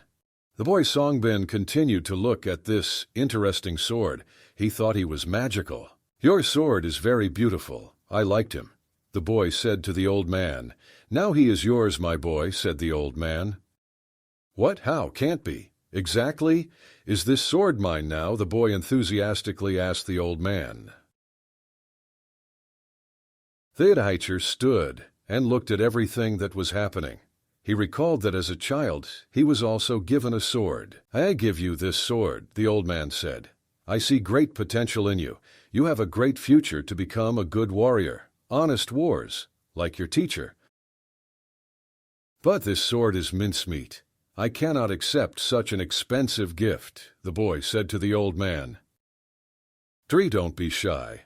Now he's yours. Don't forget my request. Look after my boy. Make him a man," the old man said. "To be honest, you are worthy of this sword. I was thinking of giving it to my student, but he's still too stupid for that." Songbin stood and looked, first at the old man, then at this boy, who was still lying on the ground. Boy Songbin was very happy. He had never had a real personal sword before, and now there is a large adult legendary sword, which is even magical. Theidite, Likor, Cerntisir, The teacher boy went his way about his business. They were leaving the old man approached his student, took his head, and began stroking his head with his. You are still just a child, my boy, the old man said. You have a lot to learn in life, especially respect your elders. You have to grow up. You have your whole life ahead of you. You can't be so angry and cruel towards strangers. You are my last student. To be honest, I am very attached to you, the old man said. You are a brave boy, said the old man. But I will repeat myself, you still have a lot to learn to become a real warrior and a real person. Thanks to today's fight, and today, I realized how wrong I was. I have done a lot of bad things in my time. It was very late. It was deep at night. The moon was shining very brightly in the sky. The entire sky was strewn with white stars. It's strange, but I've never paid attention to the world around me before. It turns out that the sky's moon and stars can be so beautiful and delight me, the old man said. The old man sat next to the boy, thought, and looked into the distance at the sky. The old man continued to sit next to his student, calming him down. He bandaged all his wounds so that it would not hurt him. So in the middle of the forest, on the top of the mountain, there were two people. An old man is a kung fu master and his last student. The teacher and the boy, Songbin, were off doing their own thing. The main thing was not to go astray and choose the right road to get out of this forest. The next day came. The teacher and student came to the holy city. In this city, grief happened and the king died. A lot of people came to say goodbye to the king. Nobody knew what happened. Great mourning was declared in the city. All residents considered it necessary to come and say goodbye to the king. The inhabitants of the city loved their king very much. Therefore, absolutely every resident came to say goodbye to him at that moment. 2 man guards stood guarding the house. They didn't let anyone near him. A white sword glowed in the distance, the sword that the old man gave. Then the battle began. The white iron sword cut everything in its path. Sparks flew in different directions. This was the dream that the boy Songbin had. The dream was very bright and rich, almost as if in reality. His white glowing sword was everywhere. He was constantly in the frame. In his dream, Songbin fought with enemies. His brand new sword was his best assistant in battle. A powerful, beautiful handle that was comfortable to grip. A sword blade that constantly emitted white light. The boy woke up. He rose up in bed and sat down.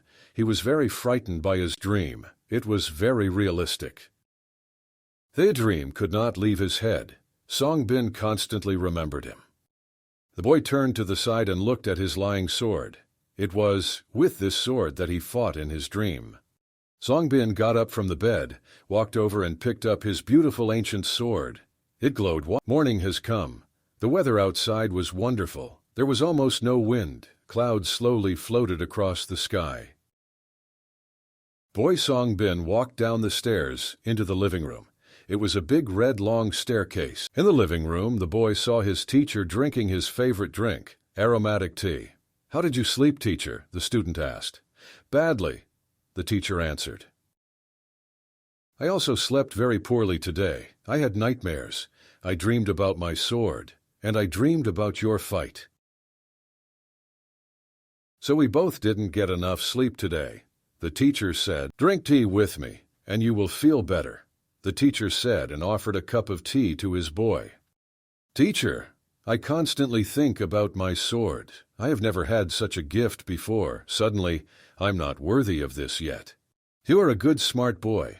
You are well brought up and literate. You were given a legendary sword, so take care of it. You wanted to become a real warrior, right? Now you have a sword. You have already become one, practically. The teacher smiled. The day has come. The sun was shining brightly, and the weather was very good. The teacher and the boy went to the city on their own business. They walked along a shopping street. Teacher and boy, Songbin. We came to a very beautiful house. A servant met them at the threshold of the house. Good afternoon, come in, said the servant. Teacher and boy. They went into the house and sat down at a table on the summer veranda. I will inform the lady that you have arrived in 1 minute, said the servant. It is very beautiful in here, very beautiful house, and the surrounding nature is also very beautiful, the boy said to his teacher. The boy opened his eyes wide. It was clear from his gaze that he had seen something very beautiful. A very beautiful girl appeared in front of them. She had a very beautiful hairstyle and an unusual blue dress. "Good afternoon, Lord," said the lady. "Good afternoon," the teacher answered. "I know that you publish books, madam. You might be interested in what my student is doing," the teacher said. The boy was very upset. The teacher did not warn where and to whom they were going. "Does this young man really have such great talent?" asked the lady. "Madam, I just write down everything I see in my notebook. All the battles my teacher fought are recorded there. All the training is there, and even drawings," said boy. The servant brought out a lot of delicious dishes, put them on the table, and they began to dine. "Yes, my boy records all my training, master classes, and my fight. He definitely has talent. The talent is good. So far I only see that he has a very good appetite," the lady laughed. "Let me pour you some cold lemonade. It will be easier for you to chew your food." Smiling, the lady said to the boy. The boy was very embarrassed. He picked up the cup and extended it towards the lady. Songbin held his mug of lemonade in his hands. His hands were shaking very much from fear and excitement. Lemonade spilled on the floor. "Are you afraid of me?" the lady asked the boy. "Am I really that scary?" the lady laughed. In fact, the lady was a very beautiful girl. The boy sweated from excitement. To avoid spilling the lemonade, he held the cup with both hands. Suddenly the boy Songbin hiccuped. It was either fear or carbonated lemonade that was to blame. He blushed with shame. Songbin ran to the side. He stood near the pillar, turned away from everyone. "What are you doing? Are you okay?" the lady asked the boy. Songbin turned to the lady and didn't know what to say. He just stood there and smiled. He was embarrassed and funny. "You are a very funny young man," madam said. "You're cute and shy. Now this is very rare. I definitely need to look at the notes in your notebooks. Perhaps I will help publish a book," madam said. The boy just stood there, looked at his mistress, and fell in love. "Will you help me? True, the boy asked the lady. Songbin and the lady were talking about future plans. A teacher stood in the country and watched them. He was very pleased. It is very good that they found a common language and became friends. The teacher thought, "Did you really write down everything you heard and everything you saw of your teacher?" the boy's mistress asked. "Yes, I have a lot of notebooks with my notes," the boy answered. "You have to be very literate in order to make such notes. Well done. What do you say, madam? Will the boy be any good?" the teacher asked. "I'm sure he has a great future. He is very smart for his age. Of course, there will be some sense," madam said. "I'll look at his notes and try to help you. Perhaps a very good book will come out of all this. She will talk about the philosophy of Kung Fu and your exploits as a master." "I am not a hero. There is no need to talk about this," the teacher laughed. "I have a talent for martial arts, and my student turned out to have a talent for writing. You are lucky that you found each other in this world," madam said. "You complement each other like yin-yang." The teacher became embarrassed for the first time. He had not listened to praise addressed to him for a long time. He was pleased and smiled. "You are a good person. This can be seen immediately with the naked eye," the lady said to the teacher. The teacher looked at the lady with completely different eyes. He hadn't received so many compliments from a girl in a long time.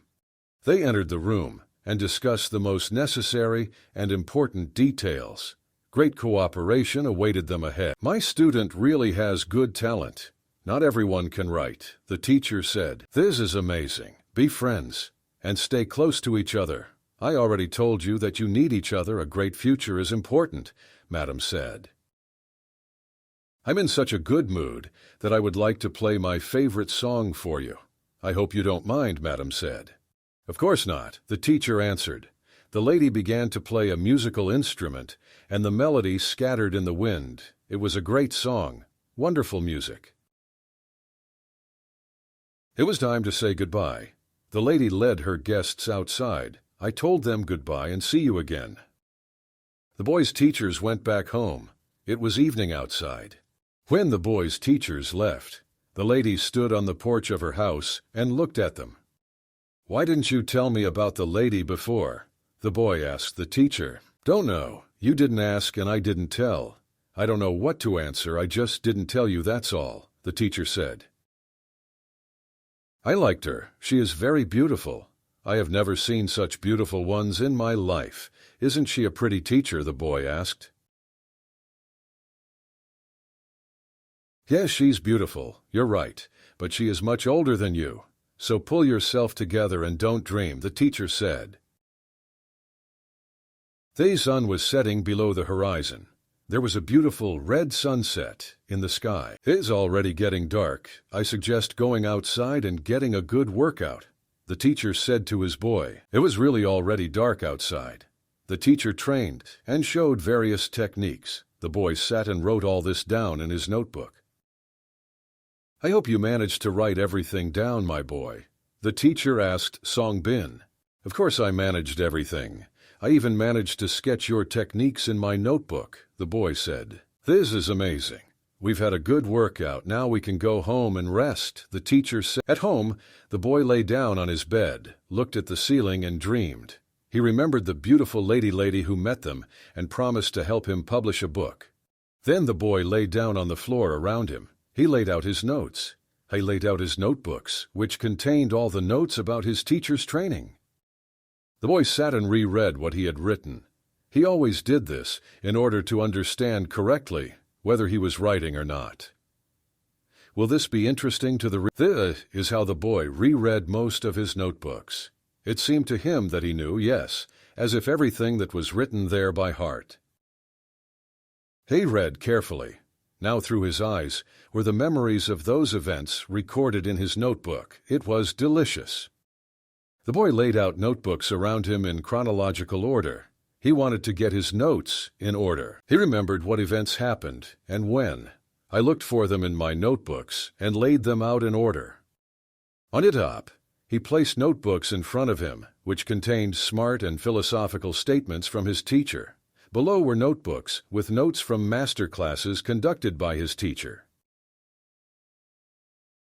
So he took one notebook after another, looked through it, reread it, and put it in the right pile. Super! From these notebooks a whole story about the philosophy of Kung Fu is created.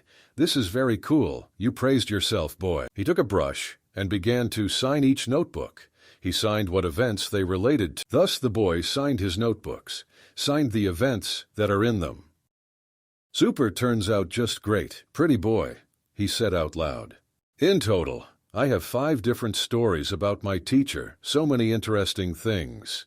Just great." At this moment, the teacher was reading one of the notebooks that his student had written. A lot of interesting things were written there. "Do I talk so much about the philosophy of Kung Fu?" the teacher asked. "Yes, but this is my shortened version." The boy laughed. "Some of your stories are too long, some are very small." The teacher spoke aloud and flipped through the pages of the notebook. "This is not a book, these are just my notebook entries." The boy laughed. "When the lady publishes my book, it will be a masterpiece." "I see you are becoming an expert in this field. Commendable. I'm proud of you, my boy." "Did you really like it, teacher?" the boy asked loudly. "I want everyone to know about your professionalism and your exploits. Even the whole world," Songbin said. "Thank you, my boy. You are really very kind. It was not for nothing that I chose you and took you as my student." Every evening, every night, the teacher went to training, took his student with him, who wrote down everything he saw in his notebook. Then the next day, they sat together at the table. We drank delicious, hot aromatic tea. They asked each other questions and discussed what the boy wrote in his notebook. The next night came. The teacher again went to train and show everything he could do. Songbin sat and watched carefully. I wrote down all the details in my notebook. This is how every evening passed, and every night of teacher and student. One day the teacher was sitting and cleaning his iron sword. Entering the room, Songbin noticed this. "Teacher, what's going on?" the boy asked. "Are you getting ready for some reason? Admit it quickly, I should know." The teacher sat silently and sharpened his iron sword. He wanted it to be as spicy as possible. "My boy, we have been in this city for too long. I have a bad feeling. I could be tracked in this city. My premonition never lets me down, so just trust me. I feel like something bad is about to happen."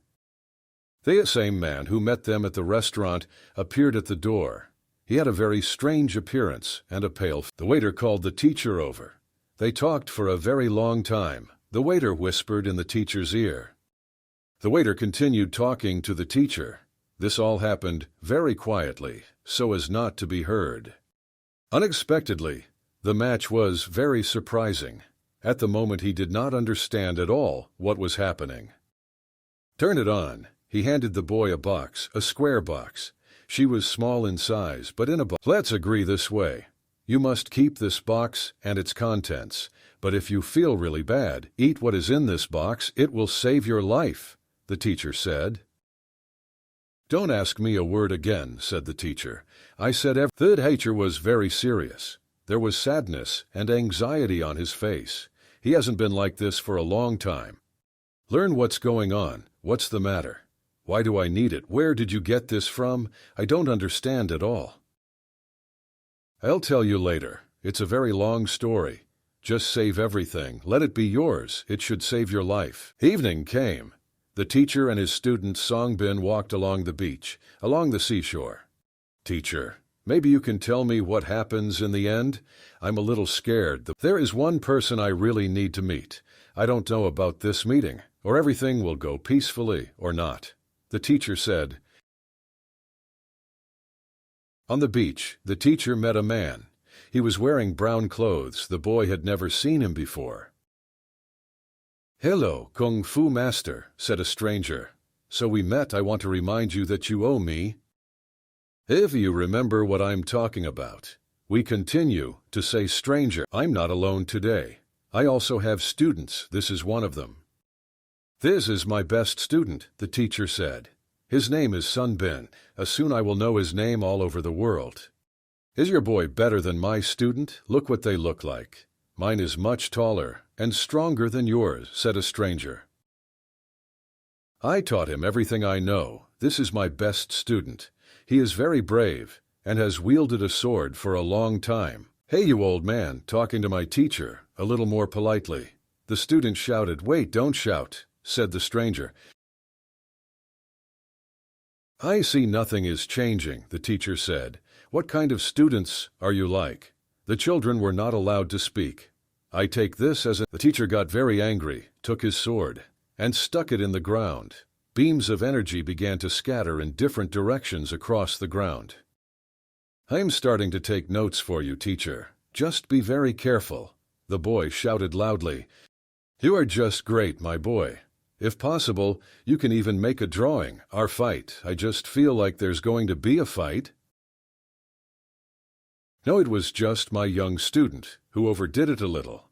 He's not that well brought up yet, not understanding what can be said and what cannot be said. "It's your problem. My student is very well brought up. He is literate. He knows how to fight, write poetry. This is my student. He doesn't know how to do all this, but I see potential in him. He can learn anything, but for now there is a very big one." "In fact, I am very capable," said the red-haired boy. "For me, we are the teacher. That's everything. For him, I will kill anyone who gets in his way," the red-haired boy said. The stranger immediately pulled out his sword from under his robe and began to swing it and attack the— "This is disgusting and vile," the teacher shouted. He took out his sword and began to overtake. I parried the stranger's blows. "I remember your style. You always like to strike unexpectedly. This is vile, insidious, and unmanly," the teacher said. "Trust me, Not only will I drink, but also my student. He can do a lot." The stranger laughed. The boy Sunbin continued to write everything down for his teacher. He tried not to miss a single word.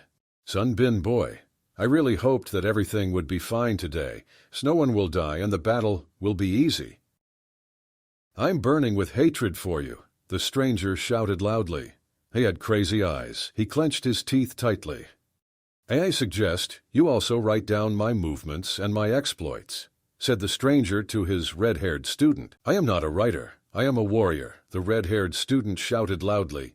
He began to confidently pick up his sword. The red-haired student took up his sword. He took it out. It began to glow with white light. This was very unexpected for everyone. The red-haired student held his sword by the hilt and showed everyone how it glowed with white light. Boy Songbin was simply shocked. He didn't expect it to be so serious. He didn't expect the sword to glow. Perhaps he is magical, the boy thought. At this time, the red-haired student was making his notes. There were very few of them. He painted them with red paint. "That's just terrible," the teacher said. "Your student is not capable of anything. He is stupid and weak." "He's not stupid. He has already started writing my memoirs. He records everything I do. This is dressed in history." "I see you are very serious. I see you want a battle. For example, your student has long talked himself into the death penalty. You did a lot of bad things to me. I've been holding on to anger at you for a very long time, and today that time has come," said a stranger. The teacher quickly took out his iron great sword. Did he take it in his right hand? He put all his energy into it. "Come on, I'm waiting, attack. Tell me what you don't like." The teacher spoke loudly to the stranger. "I like the most important thing. You beat me in every way, worst of all. The worst thing is that you have gone over to the side of good," said a stranger. "We can fight you right now. We wouldn't want to do this in front of your student," said a stranger. "Quickly, give me your sword," said the stranger to his red-haired student. He took the sword from him. The offended red-haired student remained sitting on the floor. He held his sword in his teacher's hands. The boy did not understand what was happening. He saw these people for the first time. At first they wanted to fight. Now they are going to a truce. "It seems to me, my boy, that he has a desire for us. Most likely it has something to do with you. I want you to teach my red-haired student to read and write. This request is not for you, Kung Fu Master. This is a request to your student." A stranger spoke. "Please help me. I see you are a very smart boy," said a stranger. "You are the same age. You will find a common language." Songbin and the red-haired student were sitting together on the summer terrace. They communicated with each other. "How are you? How are you feeling? Are you okay?" The boy Songbin asked the red-haired student. "Don't mess with me. I do not want to talk to you. Keep distance. Don't compare me to yourself," the red-haired student answered very rudely. Suddenly, the red-haired student stood up, straightened his hair, and straightened up, and instead of a boy, it turned out to be a beautiful girl. "It's been a long time since I picked up my sword. Now that time has come, there is a reason for this. I have been waiting for this moment for a very long time." If you have been waiting for this moment for a very long time, then come on and start attacking me, the teacher shouted loudly. "I don't know just one thing. What do you want? We did not meet each other in a long time. Since then we have not crossed each other's paths." "What's wrong?" the teacher asked. "I don't understand where your boy got this legendary sword. This is a family heirloom of the dynasty of kings. How did your boy get it?" the stranger asked. "I'll take him away," the stranger shouted loudly. He began to attack the teacher with his red-hot sword. The teacher was calm and waited for this blow. He parried the blows very easily, but a battle ensued. A serious battle ensued. The stranger attacked the teacher. The teacher fought back. Everything was very serious. "I don't remember where I came to you," the teacher asked the stranger. Please remind me before I kill you." The stranger didn't like this and started attacking the teacher. Sparks and white light flew in different directions. The stranger held his sword in front of his face. It was red. He was like hot metal. There was a lot of warmth coming from him. A fight broke out again. The stranger tried to hit the teacher with his ball. Nothing worked for him. The teacher was in very good physical shape. The stranger continued to attack the teacher with his red-hot balls. It was very warm around him from this. "I don't understand this anger. Why are you angry? A long time ago, you and I decided all our questions. What do you need to answer now?" the teacher said. "Maybe you're just jealous of me," the teacher shouted loudly. "You're doing the right things, because I'm better than you. Let's attack. I'm waiting for you. Let's see what you can do." The teacher continued talking. "I don't understand where your boy got this legendary sword. This is a great royal dynasty. I do not understand. You shouldn't worry about that. This is our business, not yours. Therefore, defend yourself." Shouting loudly, the teacher took his sword with both hands. "Now you will be finished," the stranger shouted loudly. "You're in deep trouble," the stranger shouted loudly. "Are you saying that your student got this sword just like that?" the stranger shouted very angrily. He took out his red fire sword and ran to attack. "He deserved it as a true warrior," the teacher answered. "But that's none of your business. This is the business of our clan, our school." The teacher hit very hard and swung his large metal iron sword in different directions. The blows were very strong. The ringing rang throughout the forest. Two young men sat on a bench looking at their teachers, at their kung fu teachers. They remembered and wrote down everything they did. "Teacher, try to be more careful. Take care of yourself. I worry about you, remember? We need each other," Song Bin shouted loudly. "Okay, my boy, I won't repeat my movements and techniques. The main thing is to write down. The main thing is to have time to write everything down. Now we will finish this fight, and there will be nothing to write about," the stranger shouted loudly. In fact, he was very tired. "Your boy is not worthy of this legendary sword. I'll just take it from you when I'm done with you. It won't be difficult. I will have the legendary magic sword. Mark my words. You are not worthy of him, and your boy. Moreover, he is unworthy of this sword. I don't care what you think. This is your personal opinion. My student and I are one whole, so defend yourself," the teacher shouted loudly. "To be honest, I'm really tired of it. We need to end this matter. Either there will be pain or leave," the teacher said. "I will not leave. You're in deep trouble." The stranger became very angry. His hair stuck out in different directions. The eyes were very large from madness. He was very angry. The stranger got angry, took his hand, and flew to attack the teacher. He wanted to deal with him once and for all. "Come on, I'm waiting for you," the teacher shouted loudly. He was calm and in control of the battle situation. The stranger began to strike hard.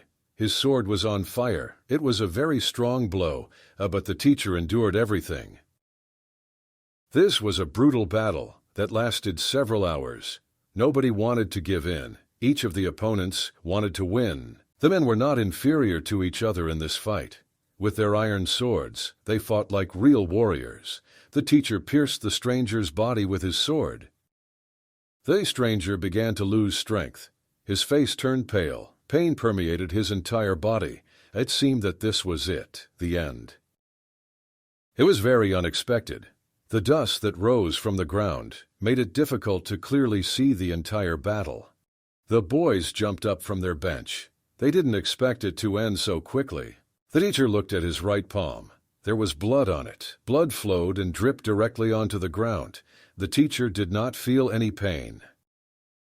At this time, the red-haired student grabbed his sword. He approached the boy. He grabbed him and presented his sword to his neck. "You're finished," the red-haired student shouted. "Boy, what are you doing? Stop!" The teacher shouted loudly to the red-haired student. "This is my revenge for my teacher. He is the best thing in my life. You are the best thing in your student's life. Therefore, his death will be just." The boy Songbin was very scared. He had never been in such a situation. He was never a hostage. It was scary and painful. A stream of blood flowed down his hand and trickled down his fingers. Drops of blood dripped directly onto the ground. This was more unpleasant. "I'll kill him. I'm still there for my teacher. Everyone will know about this. I will become a famous warrior. The main thing is that I will take revenge," the students shouted loudly. The boy Songbin was very scared. He had never been in such a situation. "What should I do? Tell me, teacher," the boy screamed loudly. "Hold on, my boy, I'm close. I won't let you get hurt," the teacher shouted loudly. "The offense is mine alone. I will avenge my teacher. I didn't turn off." The eyes were very serious. The expression on his face was frightened, but also serious. "Songbin, hang in there. Do not be afraid of anything. Remember everything I taught you. The main thing is to understand that I am by your side and will not leave you. I want to inherit everything that my teacher had." The red-haired student screamed loudly, "and a lot of money. Otherwise I will kill him. Or is it worth nothing to you?" Who shouted loudly, the red-haired student. The teacher told me. To become a real warrior, you need to kill. That time has come. Not sure if it's that simple. It's hard to kill. By the way, it's even harder for a warrior. You were taught wrong." Suddenly, the student made a sharp movement with his hand. He took a knife from his pocket and stuck it in the boy's shoulder. It was very... The boy Songbin grabbed the handle of the knife. He was in a lot of pain. Then Songbin shouted very loudly at the top of his lungs. It was very painful. The knife was sticking into his shoulder. He was bleeding. "You said that I was not capable of anything. How do you like that? Didn't you expect this? You said that I was not capable of anything." The boy Songbin was bleeding. There was a knife sticking into his left shoulder. His strength began to leave him. The boy Songbin fell to the ground. He was bleeding and in great pain. His strength was leaving him. Some time has passed. The teacher sat next to him. Songbin opened his eyes and began to wake up. "My hand hurts so much," the boy said. "I wonder, teacher, why he hated you, but it was me who got it. Answer me, please." "Your offender is not actually a boy, but a girl. I understood this immediately," the master said. And at that time the girl stood near the lying body of her teacher. The girl knelt next to the body of her teacher. "We got a potion in a bowl." It was reminiscent of an ancient ritual. The girl was on her knees, holding a bowl in her hands and saying prayers. She read these prayers in ancient languages. "Teacher, what does it do?" the student asked. "This is an ancient ritual. Ritual of forgiveness, a ritual to take back your teacher's sword." There was complete silence. The girl prayed. The teacher and the boy looked at what was happening. "Thank you very much for not disturbing me. I'm done," the red-haired girl said. "Let's say goodbye. Did you get what you wanted? I hope so. Therefore we can calmly, peacefully disperse. I'll just say one thing. Thank you so much for not killing my student. It would be stupid of you. It would be a stupid death," the teacher said. "I know. Therefore the blow was light. It was not fatal at all. I didn't want to kill him," the red-haired girl said. "If I wanted to kill your student, believe me, his teacher would not be next to you now." The girl said so. The teacher listened to everything she told him. He turned around from Togo to walk. The boy Songbin stood and looked at the red-haired girl. "It seems to me that we will meet again. The time just has to come. And believe me, our meeting will not be as friendly as today. My boy, let's get out of here. There's nothing for us to do here." The teacher ordered his student to follow him. "Your student has rare blood. I felt it. Anyone else after my blow was already dead, and he is alive. Perhaps he has antibodies in his blood. That's the only reason he was able to stay alive. I have no other explanation. Or he has a superpower. Maybe he's even immortal. He's clearly not like everyone else. You are a failure like everyone else. So I made my choice and took him as my student. He's a good guy. Smart is the main thing. The girl shouted after the boy, "Stop. I have one thing for you. It should definitely be useful to you," the girl said. These boy, Songbin, turned to the girl. He didn't understand what she wanted. "Raise your hands up and catch," the girl screamed loudly. She threw a strange thing towards the boy. The boy caught this strange thing with one hand. It was reminiscent of the cup that is given at competitions for first place. The boy stood and looked at this thing in his hands. "What is this, and why do I need it?" the boy asked the girl. "This is what should help you. This is the totem of immortality. This thing will protect you from illness and from mortal wounds. Just let her always be with you. Save it. She will save your life." "Do I always need to carry this thing with me?" the boy asked the red-haired girl. "If you want to stay alive, then, of course, yes," the red-haired girl answered menacingly. The boy did not expect such a turn of events. He was excited, a little scared. None understood what had happened. At this time, there was a small sandstorm in the holy city. The weather was terrible. It was stuffy and sand was flying all around in the wind. The city was still in mourning. Flags were lowered. Residents of the city gathered together to honor the memory of the whole city was insulted. Girls and women came to say goodbye to the king. Whole families came to the king's castle to honor the memory of the king. It was a difficult moment for the elite and for the entire city. One morning, Songbin woke up. He grabbed his left shoulder. It hurt a lot, and the hand practically did not move. He moved his hand left and right. It was therapeutic exercises. This is how he restored the motor abilities of his hand. The hand began to heal quickly, and it didn't hurt so much anymore. "You're a girl." The boy constantly remembered the words of that red-haired girl who gave him a totem. At night, Songbin kept waking up. He had nightmares. This went on almost every night. "Teacher, I don't understand why she gave me this totem.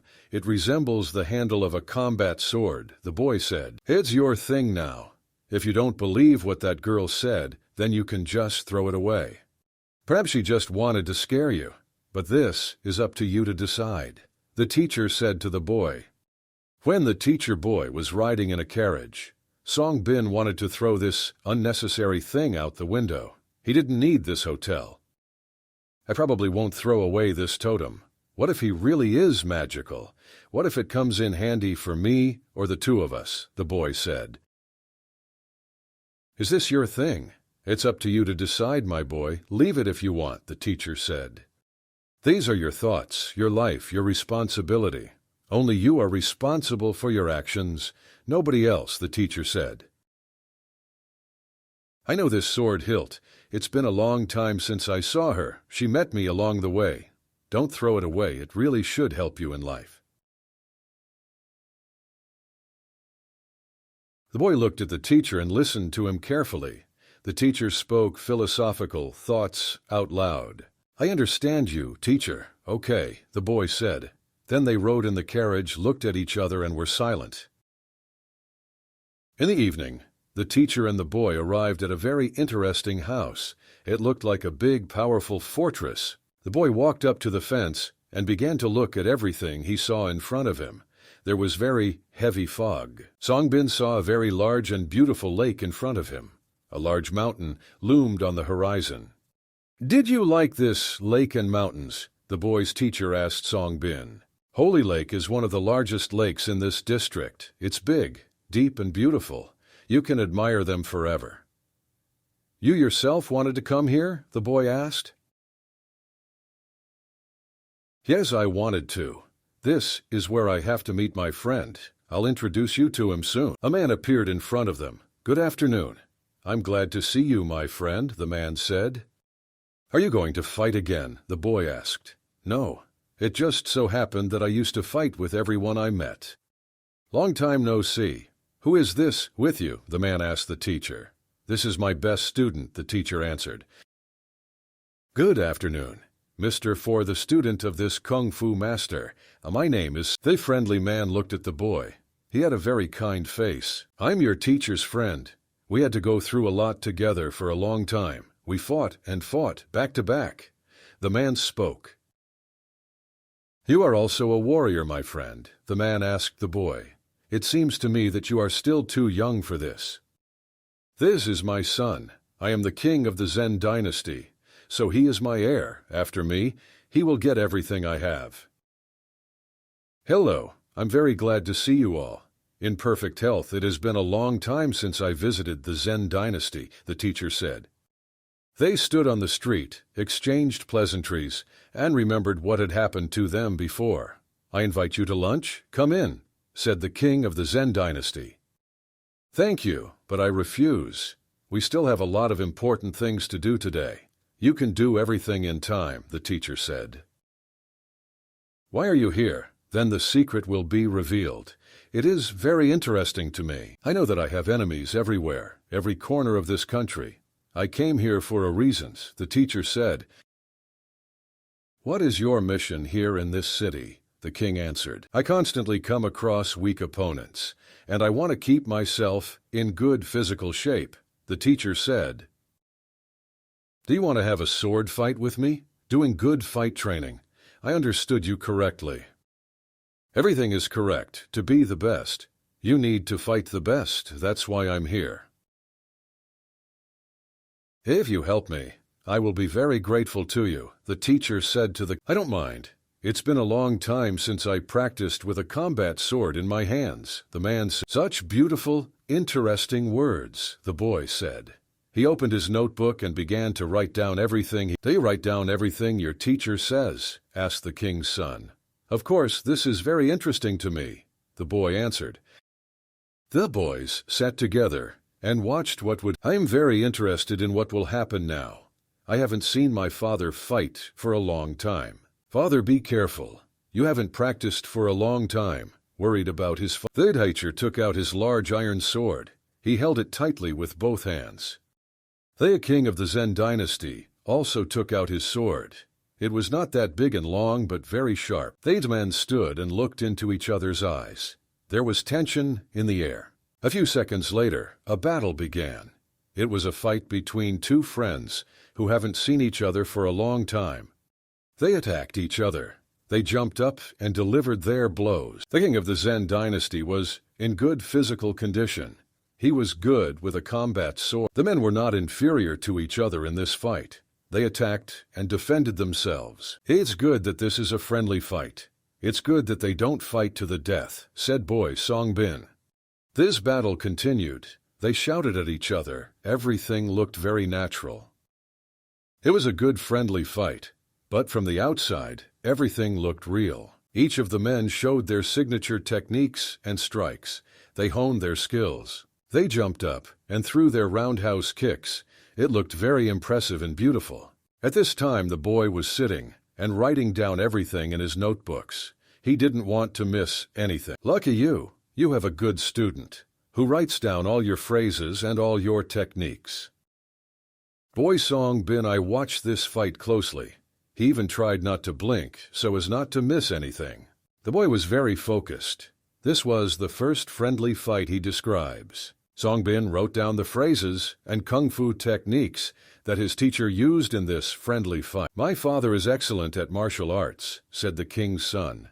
It's a pity that my sister doesn't see this. My sister doesn't even know how brave and strong her father is.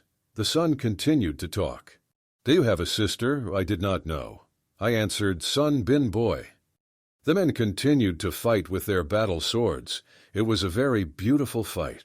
I also want to learn how to fight like my father, said son of the king's dynasty. The boy was not distracted by conversations. He watched and followed the battle carefully. I tried to have time to write everything down. Do you always write down everything you see about your teacher? Asked the son of the king's dynasty. Yes, I am always with my teacher. We are always together. I write down every training session and every fight that I see right away in a notebook. This fight is simply great. This is a friendly fight. There is a lot here that was not in other battles. Your father has a very interesting fighting style.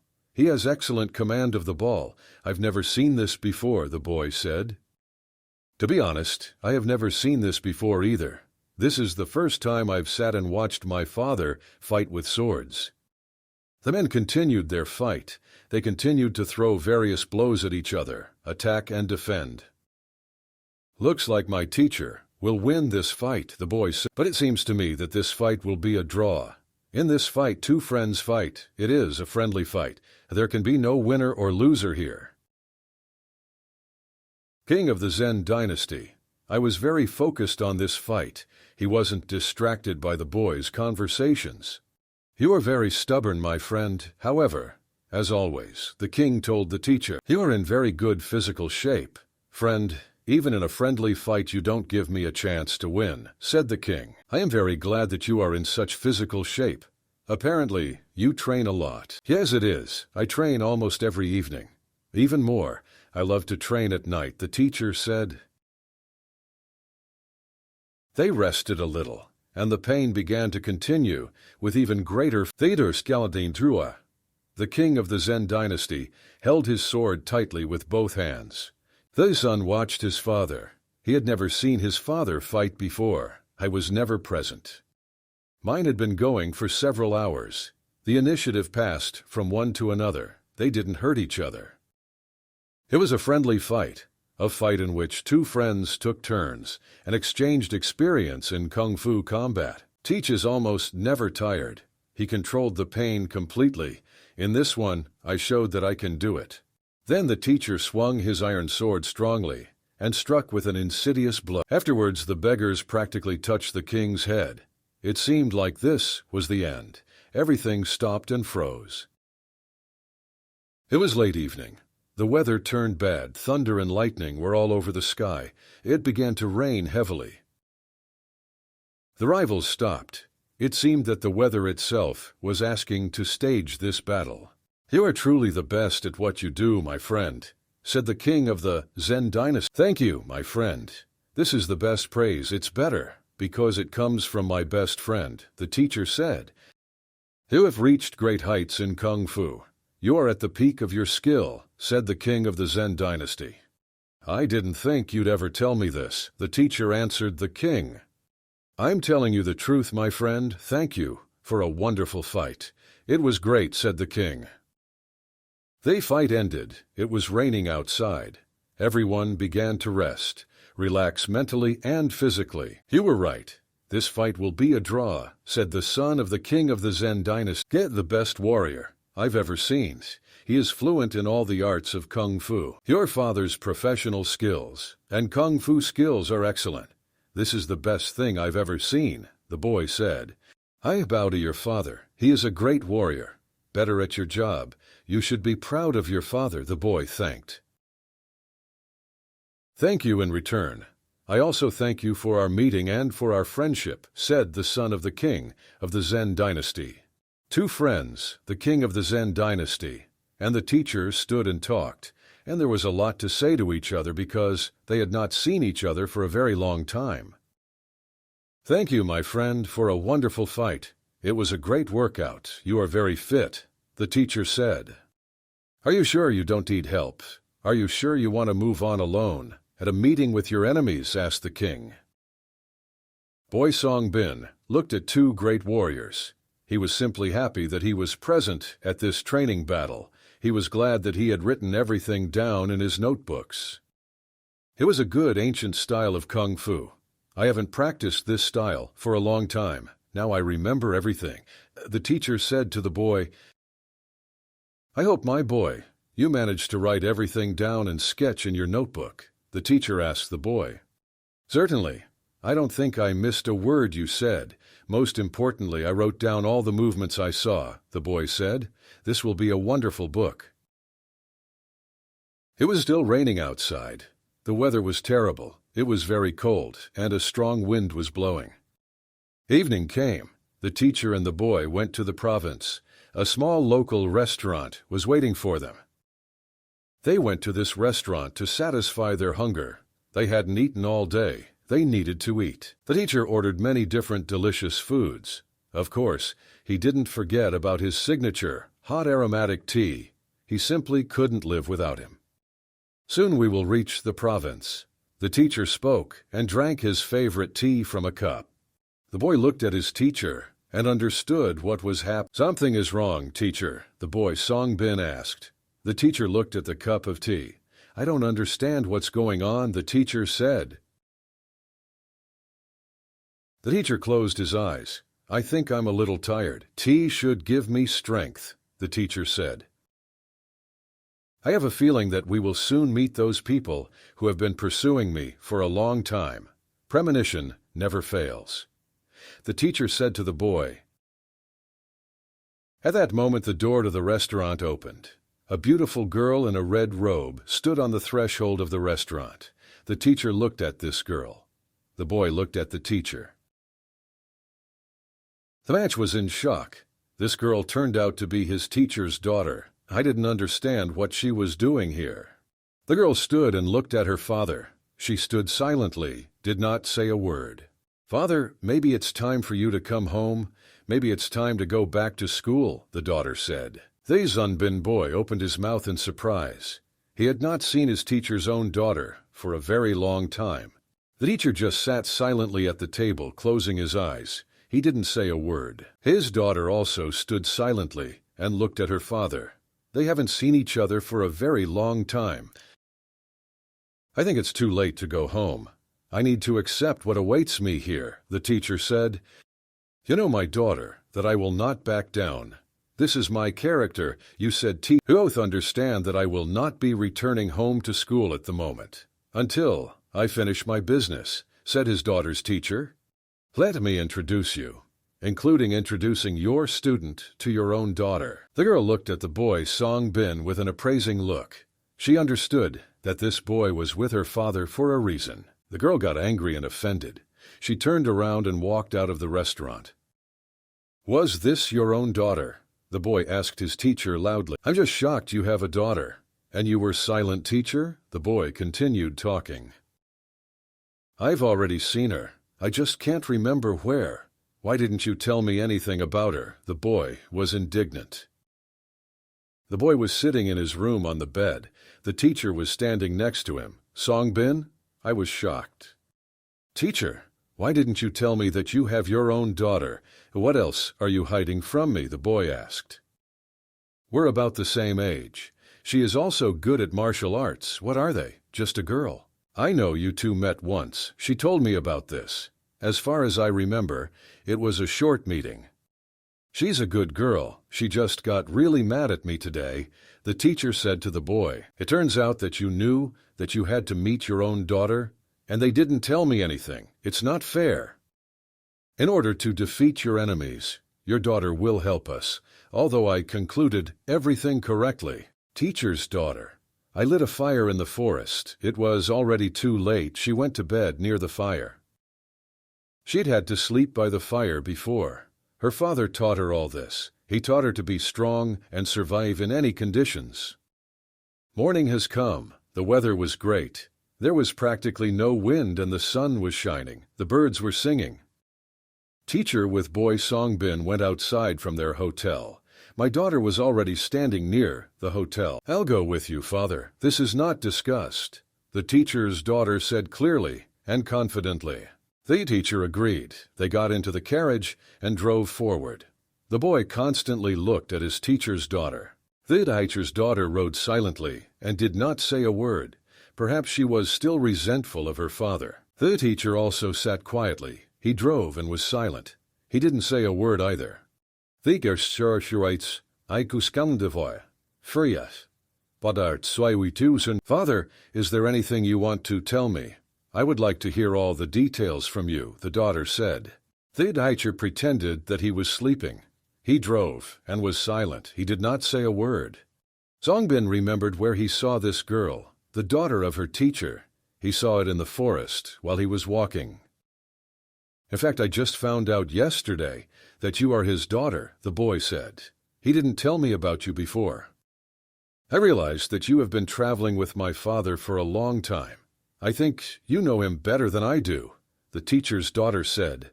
I have been his student for a long time. He taught me kung fu martial arts. One day I began to write down in my notebook everything he said, all his philosophical thoughts.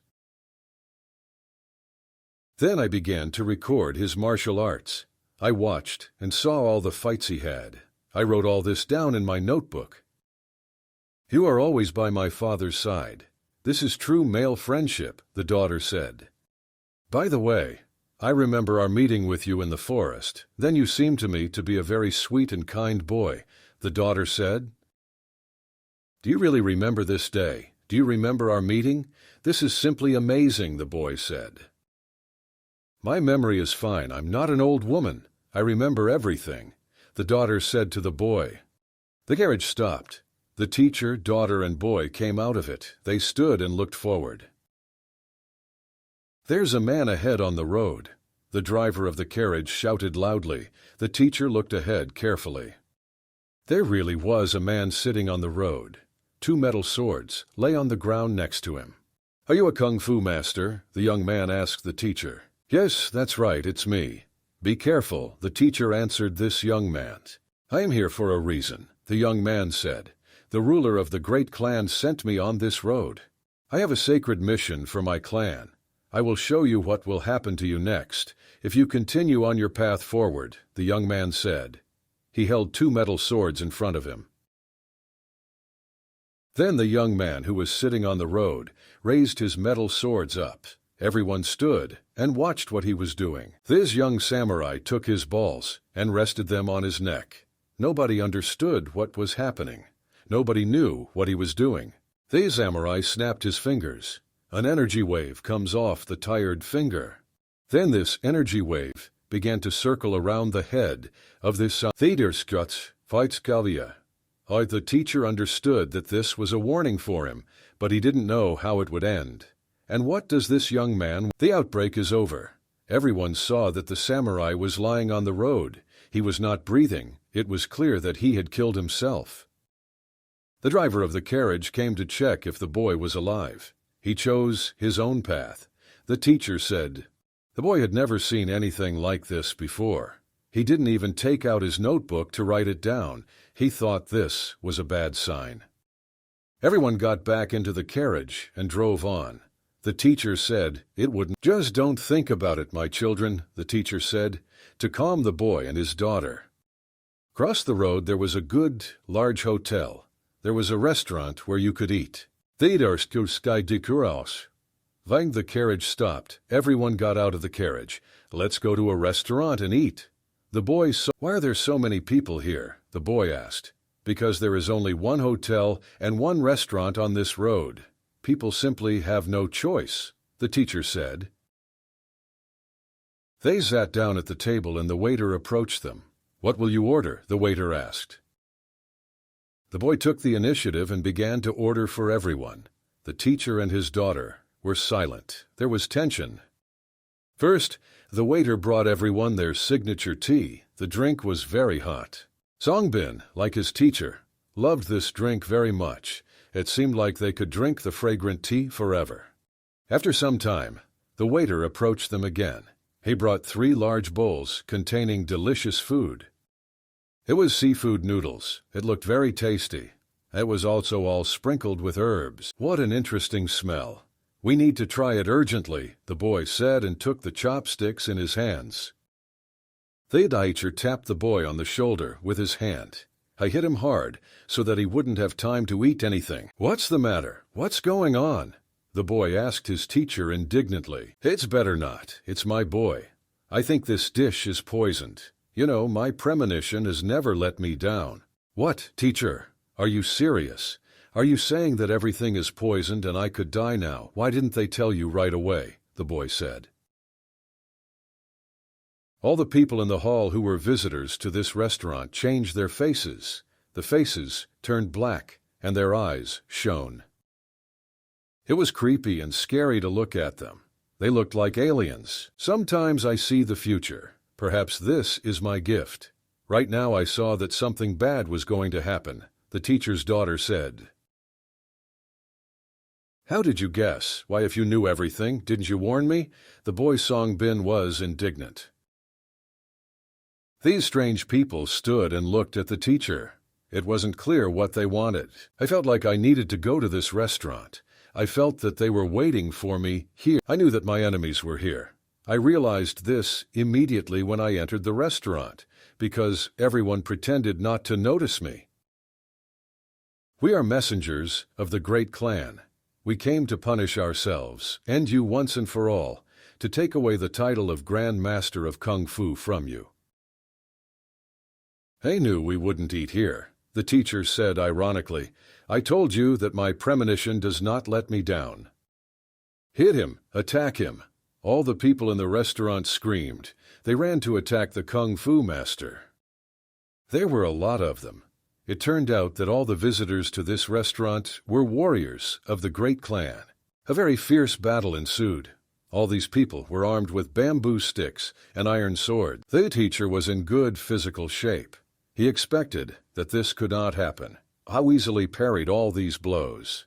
The teacher's daughter and the boy hugged each other and worried about the Kung Fu. The teacher fought with these people just like a beast. He was afraid of only one thing, that these people would not attack his daughter and his student. The teacher swung his iron sword in different directions. The blows came left and right, forward and upward. There was a lot of noise in the restaurant. It seemed that now this building would simply collapse and collapse. The teacher hit the enemies with such force that they flew off in different. Soon it was all over. The teacher stood and looked around. These people lay around him. Most of them lay silent. The rest moaned in pain. This bean ran out very quickly. There were many rivals, but no one could defeat the teacher. "Who are you?" asked the wounded bandit. "Where do you get such strength? We have never seen this before." The teacher took a cup of tea. He sat down and silently drank his favorite aromatic drink. "We are a squad of assassins who were sent by the clan to deal with you. But they didn't tell us that you are the same Kung Fu master," one bandit said. "You don't need to know my name. You don't need to know about me at all," the teacher said. "I got it. This is a great shame for our clan." He said he was a bandit. "You killed all my soldiers. There were strong, proven people there. Every day they trained Kung Fu. The right one dealt with them in 2 minutes. It's a shame." Everyone stood silently and looked at this wounded bandit. "What is he going to do?" the boy asked. The bandit took his sword and pointed it at his. "You have defeated us, 1 against 100 people. This is a shame for me." He said he was a bandit and stabbed himself in the throat with all his might. Bloody, he fell to the ground. He died like a soldier, like a real warrior. It was a great shame for him. "This is the right choice. You acted like a real warrior." The teacher commented on what was happening. The teacher threw his teacup to the ground. "It's time for us to go," said the teacher. The Vax turned to Stoa. "Okay." The Sun Bin boy had never seen such a. Under the carriage in which they were traveling lay their driver. She pressed him on top. He groaned in pain, asked for help. "Friend, you are alive?" the teacher asked. The teacher began to help pull the cab driver out from under the rubble. "I see you got it too," the teacher said. "Don't worry. We will compensate for your moral damage." The teacher let the cabman go for medical treatment. I sat down in his place. The 3 of them drove on. They drove for some time and were simply silent. They didn't know what to say to each other. The boy wanted to talk to his teacher's daughter. He couldn't find the right words. He was also very shy. "Teacher, did you predict all this? Where did you get such a gift? Why don't you warn us what's coming next?" the boy asked. The only poison was in the food. The tea was absolutely normal. I knew that for sure, the teacher said. "Why did they try to kill you? What are they?" The boy did not stop asking the teacher. "These are the soldiers of my sworn enemy. I already told you about this. I was ready for this. A long time ago they killed the girl I loved. I will never forgive them for this. Since then, there has been hostility." "You never told me this, teacher." "I'll write this down in my notebook," the boy said. Although I feel like these people will follow us everywhere. I foresee this, the daughter said. You're right, it could happen again. Well, there's no need to worry with you. I won't let you be offended.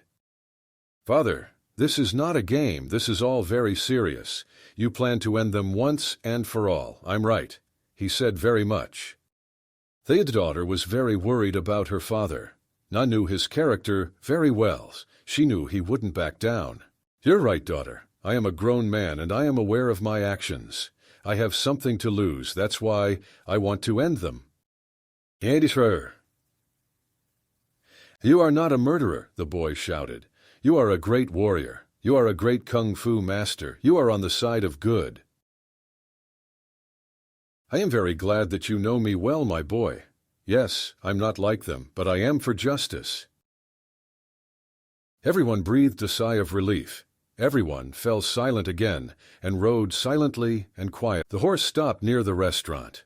They wanted to come in to eat because they had not been able to do so before. Hope this is a safe food, the boy asked. This is possible if it is poisoned. Talk to me. Tell me who sees what, who has premonitions. Eat everything well, don't be afraid, the teacher said. This is safe food and is not poisoned. You can drink tea. The aspirations are poisoned. Don't be silent, talk to me. The boy was worried and spoke. The tea is simply great, the teacher said. He smelled the aroma of this tea. Is this your favorite drink? The boy took a cup of tea with great pleasure. He began to drink it. The tea was really very tasty. This is just great, the boy said. I have never tasted tastier tea. I'm ready to kill my whole life. The boy admired the tea.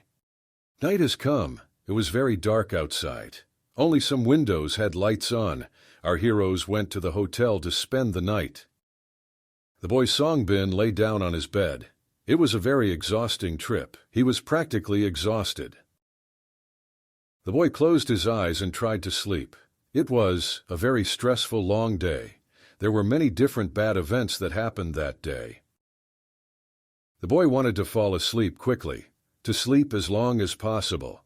He wanted to forget as quickly as possible. Songbin fell asleep and woke up again. He constantly remembered what happened that day. Everything was before his eyes. The dream is gone. The boy lay simply with his eyes open. He couldn't sleep for a long time. The boy Songbin decided to get up and go outside and take a walk. Perhaps after a walk, he will fall asleep faster. At that moment, the teacher's daughter was walking on the street. She also had insomnia. She didn't want to sleep at all. Good evening, good night, the boy said. I see you are not sleeping at all either. I can't sleep tonight, my daughter said. Various thoughts come into my head, so I went for a walk. I want to thank you so much. Thank you for always being there for my father. The teacher's daughter spoke. I want to thank you for always being there. You seem like real friends, the daughter spoke. The boy did not expect such a development of events. He didn't know what to answer. Thoughts were confused in his head. I'm glad we met, the boy said. I am very pleased to meet you. I am grateful to the Lord God that we have such a wonderful war. For you, he is a teacher. For me, he is a father. Yes, this is a wonderful person. He has a lot of bright philosophical thoughts. He is a professional in his field. I am very glad that my father has such a friend. Of course, you are still too young, but I can already see that you are his best student. Why are you awake and standing here? Sorry for being curious, the boy Songbin asked. Maybe you also want to learn kung fu. Your father is a very good teacher, the boy said. I don't like to train. That's not mine. I'm a girl. I think one student is more than enough for my father. My father never taught me martial arts. He wanted me to be an ordinary girl. He didn't want me to get involved with it. Your father has one habit. In the evening or at night, he likes to go deep into the forest and conduct his training. I did not know that, the teacher's daughter said.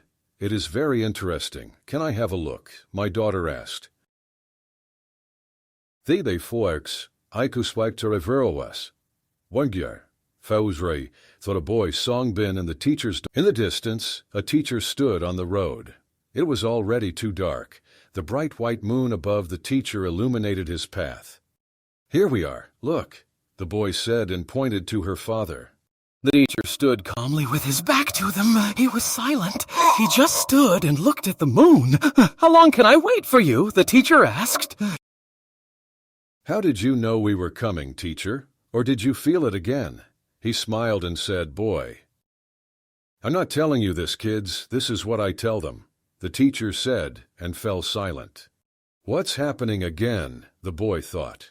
He felt tension and a little fear again. This has happened to him before. This feeling of anxiety and fear had already happened to him. Machi understood that good things were not worth expecting. The teacher was focused and concentrated. He just stood there and was silent. People began to approach from the left side. The boy had never seen them before. Armed, angry people stood in front of the teacher. The situation was tense to the limit. They dealt with an entire squad of murderers. These were trained soldiers. You need to be careful with him. He is one, and there are two of us. We can definitely handle it. One of the bandits spoke. On the other hand, people also began to approach. These were the leaders of their clans, the most important ones. A woman in gray clothes approached. She didn't say anything, she was just silent. She walked around the teachers, silently looking at. Another person approached from the right side, red hair and a crown on her head. Then another woman came up. She had short hair and earrings in her ears. She was holding a stick in her hands. Then she took her fan and opened it, and she began to blow it on her face. We are the 5 leaders of our clans. Here and now we must finish off the Kung Fu master. Then we won't have any problems. Don't you dare do it. Who you are? The teacher's daughter screamed loudly. Get out of here. Who are you that we should be afraid of you? The teacher's daughter spoke. Now I will shut your mouth, one of the bandits shouted. He took his weapon in his hands and ran to the girl. I'm not afraid of you. You just don't know who was attacked. So it's time to explain everything to you, the teacher's daughter said. If you are so brave, come at me first. I'll show you who's boss here. I'll show you who's strong here. I won't see that you're a girl. You won't get away with this. You will answer to the fullest, like a real soldier. The boy was very worried about his teacher's daughter. Don't worry, everything will be fine, the teacher said. A fight ensued. The teacher's daughter fought like a real warrior. It turns out that she knew a lot of kung fu techniques. The girl had a good shot. The teacher's daughter was also a very brave girl. She was afraid of these bandits. I gained strength like a real kung fu master. The bandits did not expect this. They didn't believe that a girl could fight like that. Don't be afraid. Everything will be fine. With that one nearby, everything will be fine. Trust me. The teacher continued to calm the boy. Clouds were floating across the sky. Everyone thought it was going to rain. The teacher's daughter, stood far away. Behind her back she held her long, beautiful sword. It was very unexpected. She was completely focused on this fight. She stood silent and waited for the attack. You're just a very lucky girl. The bandit shouted with all his anger. Your luck will soon run out. But you won't have a second chance. The bandit jumped high, hovered over the girl, and he wanted to strike his most insidious blow. No, you're wrong. You do not know me at all. I can say for sure, now we will get to know each other better, the daughter shouted loudly. You won't get a second chance. Now we'll see who wins. It will be a shame for you to lose, girls, the teacher's daughter said. It was a very serious fight. The teacher's daughter fought very well. She fought like a real warrior. My daughter is a real genius. She is unique. Nature forced her to be fearless, the teacher said. Theodorf, I train you. Stay. The girl fought like no other warrior had ever fought. Nobody knew that she met. With her small combat sword, she confronted the giant man. He just had a huge axe. The bandit struck the girl with his large axe. The teacher's daughter easily repulsed. The battle had already lasted an hour. Everyone stood around and watched to see who would win. Nobody believed that the girl could fight so well. This is your end. He said he was a bandit. He swung his large axe high to strike the girl. The bandit already had wounds on his face. His lip was split and bleeding. These blows were inflicted on him by an ordinary girl. The teacher's daughter delivered her insidious signature kick with a roundhouse, and she struck this bandit on the spot. "This will happen to everyone. Good should reign on earth, not evil," the girl said loudly and belligerently. "One is ready. Anyone else want to get to know me better?" she asked loudly. "Girl." A dead bandit lay next to her. "You are very good in combat," the second bandit said.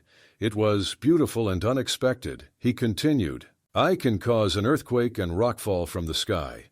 I only have to wave my magic stick once," the bandit shouted.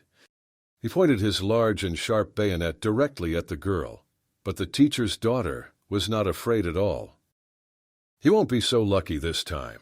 You won't get off that easy. I don't have a drop of pity for you either," he said. He was a bandit. "I don't like it when people feel sorry for me, and I don't like feeling sorry for myself. As my father taught me, I'm waiting. Start," he said. "Girl." A tough fight ensued. The girl took it like a real warrior, like a real strong man. She didn't lose to the bandit at all. The teacher's daughter threw a lot of punches. She attacked her opponent. She didn't let him relax. "We have orders to kill you all. You yourself wanted to be first on this list. I can't deprive you of this pleasure." The second bandit very quickly began to swing his spear. It seemed that he had several of them, about 10, although he only held one in his hand. The girl managed to repel all his blows. She foresaw the future, so it was easy for her. She knew what was about to happen. Her gift of foresight helped her in this battle. She calculated everything several steps ahead. "Girl." The girl looked into the bandit's eyes. She didn't have an ounce of pity for him. She was calm and focused. The bandit, on the other hand, was very fiercely angry. He constantly shouted bad words. He insulted the girl to unsettle her.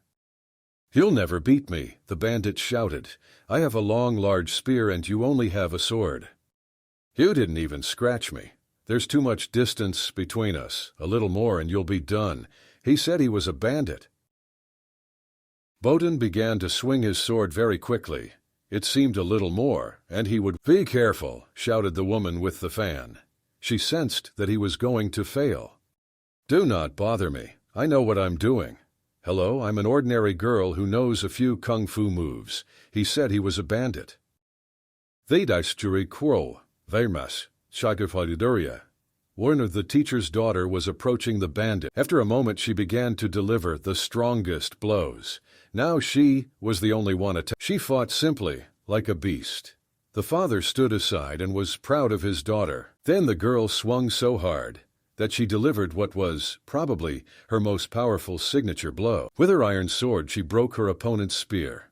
The bayonet flew to the side. You were just a stick in the hands of the bandit. "This is impossible. I cannot believe my eyes. How did this happen? Where do you get so much strength?" The bandit was indignant. "This can't be true. It's just a nightmare. I can't believe my eyes," the bandit continued to scream. "The second one is ready." It was an interesting fight, the girl said. "Who's brave? Who's next? Let's." The rest of the bandits stood and cautiously looked at the girl. They couldn't believe their eyes. How a girl can fight with the best soldiers.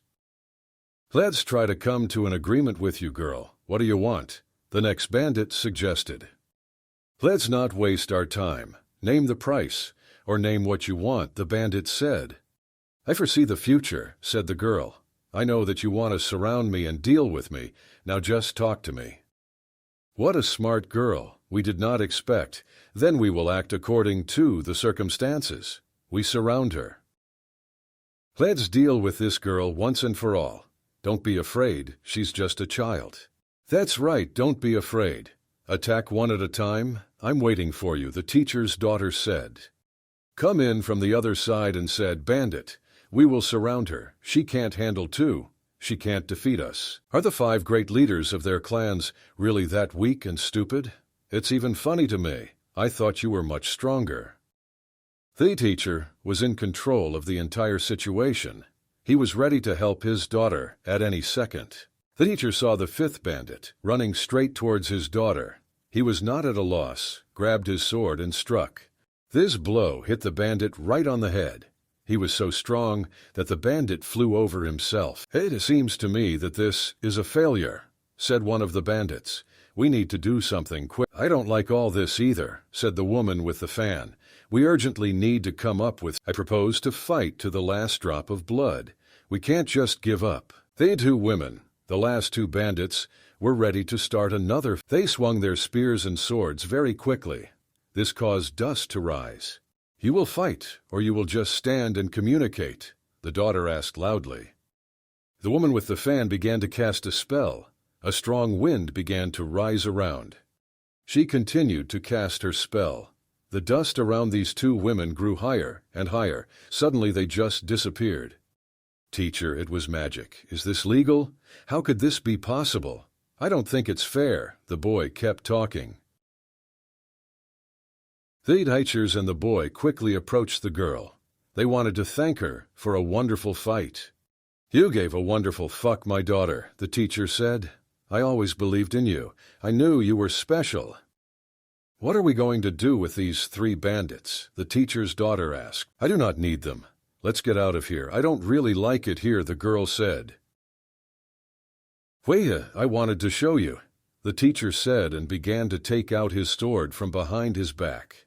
He took the starting stance. He was calm and focused. The teacher held his sword in front of him. The boy and the teacher's daughter stood looking at him. They didn't know what would happen now. The teacher swung his sword very hard. He raised it above his head, and he froze a little.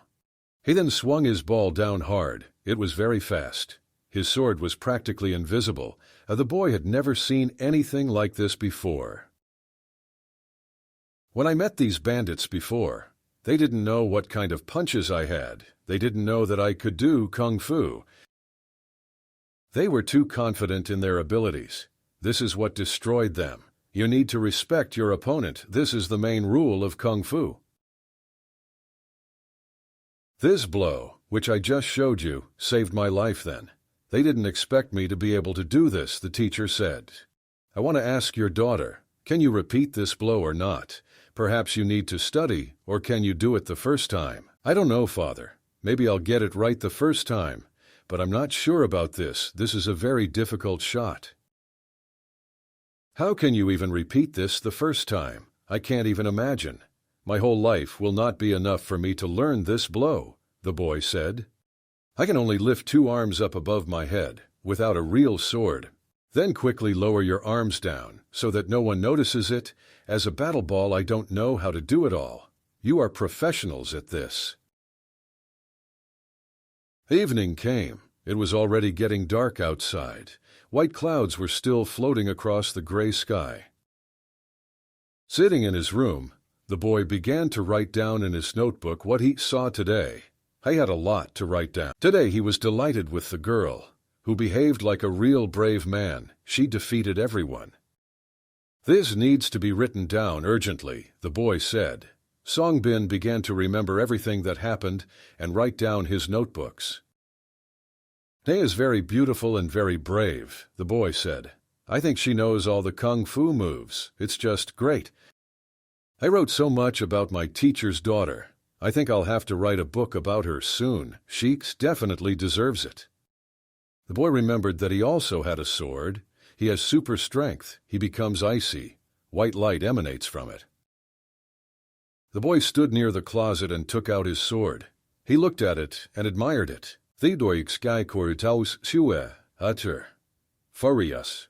The boy walked along the road, looking at his sword. He took it out and hid it back. He was very focused. So the boy Songbin came to the forest. He decided to try everything. The boy began to swing his sword. He did it the same way his teacher did it. He took different stances, exactly the same as he drew in his notebooks. Of course, not everything worked out for him. To do this, you had to work and train, and the boy mostly just wrote down his notebooks. Matches repeated attempts, one after another. He wanted everything to work out for him, like his teacher. Little time has passed. The boy noticed how his sword was already cutting through the air. He really liked it. "Hooray, I'm starting to succeed," the boy said in a satisfied voice. "Soon I will be a real warrior." He tried that blow again, which cut through the air. He's done it again. Songbin is very tired. He put a lot of effort into this training. He hasn't been training lately. He wrote everything down for the teacher in his notebook. You need to be patient and keep training. Only then will it begin to work out. The boy remembered the words of his teacher. How could I forget? My teacher always told me that I need to work on myself. I can't skip training. I need to train myself. I just need to repeat all the movements that are written down in my notebooks. It's that simple. I remember, I repeat, and I should succeed, the boy said. He began to remember how his teacher fought. How does he hold his hands? What rack is it in? He remembered little things and details. The boy closed his eyes and remembered. He concentrated so as not to miss anything. I need to follow the airflow, I remembered. The sword is an extension of the hand. This means that the hand and the sword are one whole. The boy struck and succeeded. Magical. It illuminated the entire forest. White and blue were everywhere. The boy closed his eyes and listened to his heart. He also listened to his breathing. Songbin struck again. He tried it, and it worked again. This means I can become a real warrior. Zamgin was very happy that he got the blows. The sword obeyed him. They were like one. The Zunbin boy closed his eyes once again. He recalled what was written in the notebooks. He recalled the signature gifts of the combat sword. Zamgin opened his eyes. He looked around. Did I really succeed in all this? He was shocked by himself. It worked. I did it. The boy shouted loudly and contentedly throughout the forest. I looked around and was surprised. The sun has already risen. It turned out that he had been training all night in the forest with his sword. Zamgin was returning home. The night was over. They could be looking for him at home. It was already quite light outside. The weather was good. The sun was shining. Clouds were slowly floating across the sky. At the teacher's house, his daughters were sitting at the dining table. It was already lunchtime. The teacher's daughter held chopsticks in her hands. Songbin entered the room. "Where have you been?" the teacher asked the boy threateningly. "Did you really get there earlier than us and go for a walk? This doesn't sound like you. Where were you and did you meet someone?" the teacher asked. "I didn't meet anyone. I didn't go for a walk." The boy did not know what to answer the teacher. Songbin did not let go of her beautiful sword. Now he was his true friend. He began to obey in his hands. "I suggest you sit down at the dinner table, my boy," the teacher said. "You didn't come for breakfast, lunch. You shouldn't miss it. Eat well. Today is going to be a big, long day. Perhaps it will be heavy," the teacher said. "If we go to the city today, we may meet more bandits on our way. I'm not going to hide from them at home. That's not why I came here. They all gathered in this city, so they will get what they deserve from me." The teacher continued to drink his wonderful tea. This is his favorite drink. Tea tones and calms the teacher. "Father, tell me where and which way we will go." The teacher's daughter. "I already feel that it will not be easy for us. I foresee something, but I can't figure out what." "We will go to a high mountain. This is a high sacred mountain. Let's take all the essentials with us, and we go out." They got into the cart and drove along the road. Some people began to chase them. They also rode in a cart. It was clear that these people were bandits. They wanted to push the cart off the side of the mountain. The bandits had a bow and arrows. They loaded the arrows, and they started shooting at the daughter, father, and boy. The bandits fired arrows at the daughter and father every minute. They wanted to kill them. The teacher's daughter. The teacher continued to urge the horses. Altogether, they continued to ride on this cart. Bandits blocked the road ahead. They cut down a large tree and placed it on the road. It was impossible to get around it. It was necessary to stop. The teacher concentrated and collected his thoughts. A plan was already born in his head. He began to accelerate the horses as quickly as possible. He constantly urged them on. The cart was picking up very high speed. The speed was so great that the horses jumped over this tree. The cart simply flew over the tree. Stones and sticks flew in different directions. Leaves were falling from the trees, but the strip flew over the tree. The boy was scratching his head because one stick from the tree hit him right on the head. Did he not understand what had happened? How did they do it? It was already too late. It was evening. They returned home. The teacher drank his favorite drink. The teacher turned around and began to walk up the stairs to his room. Today was a hard day. I am going to sleep. I wish the same for you, the teacher said. The teacher's daughter and the boy looked after him. The teacher seemed to be very calm. In fact, he was very tired. The teacher's daughter decided to pour tea for the boy. I suggest you have some tea. You know, they took cups of tea and began to drink it. The part was really tonic and calming. This is a great drink for the evening. How long have you been with my father? The daughter asked the boy.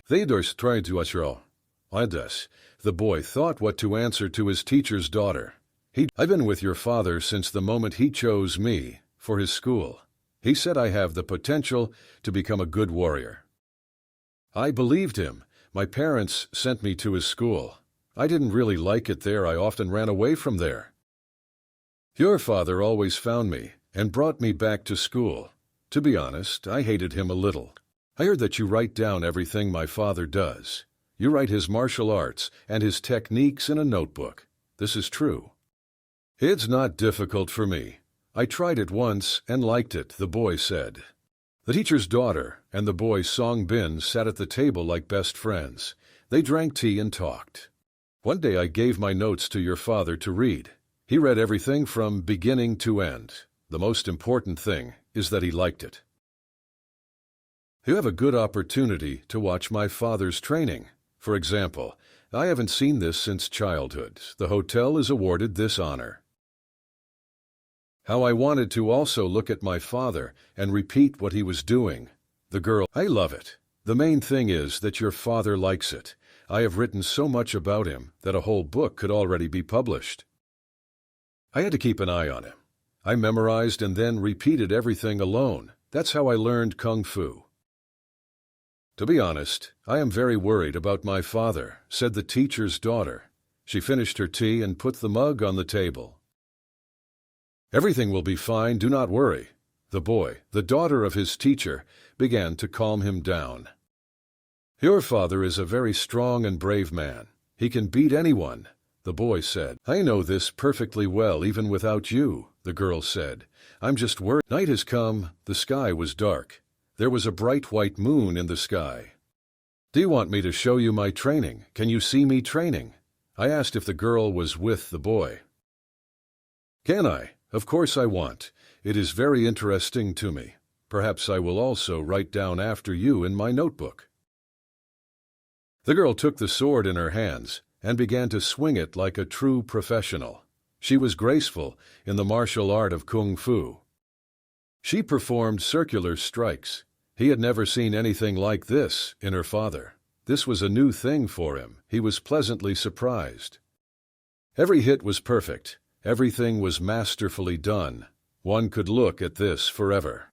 Gracefully and beautifully, the girl performed all the Kung Fu strikes. One could only envy this. My God, how beautiful it is. The boy Songbin admired the girl.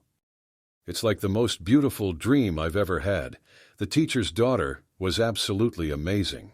The teacher's daughter continued to swing her sword. It seemed to cut not only the air, but also the space around. It was just great. What do you think? What do you say? Did you like it?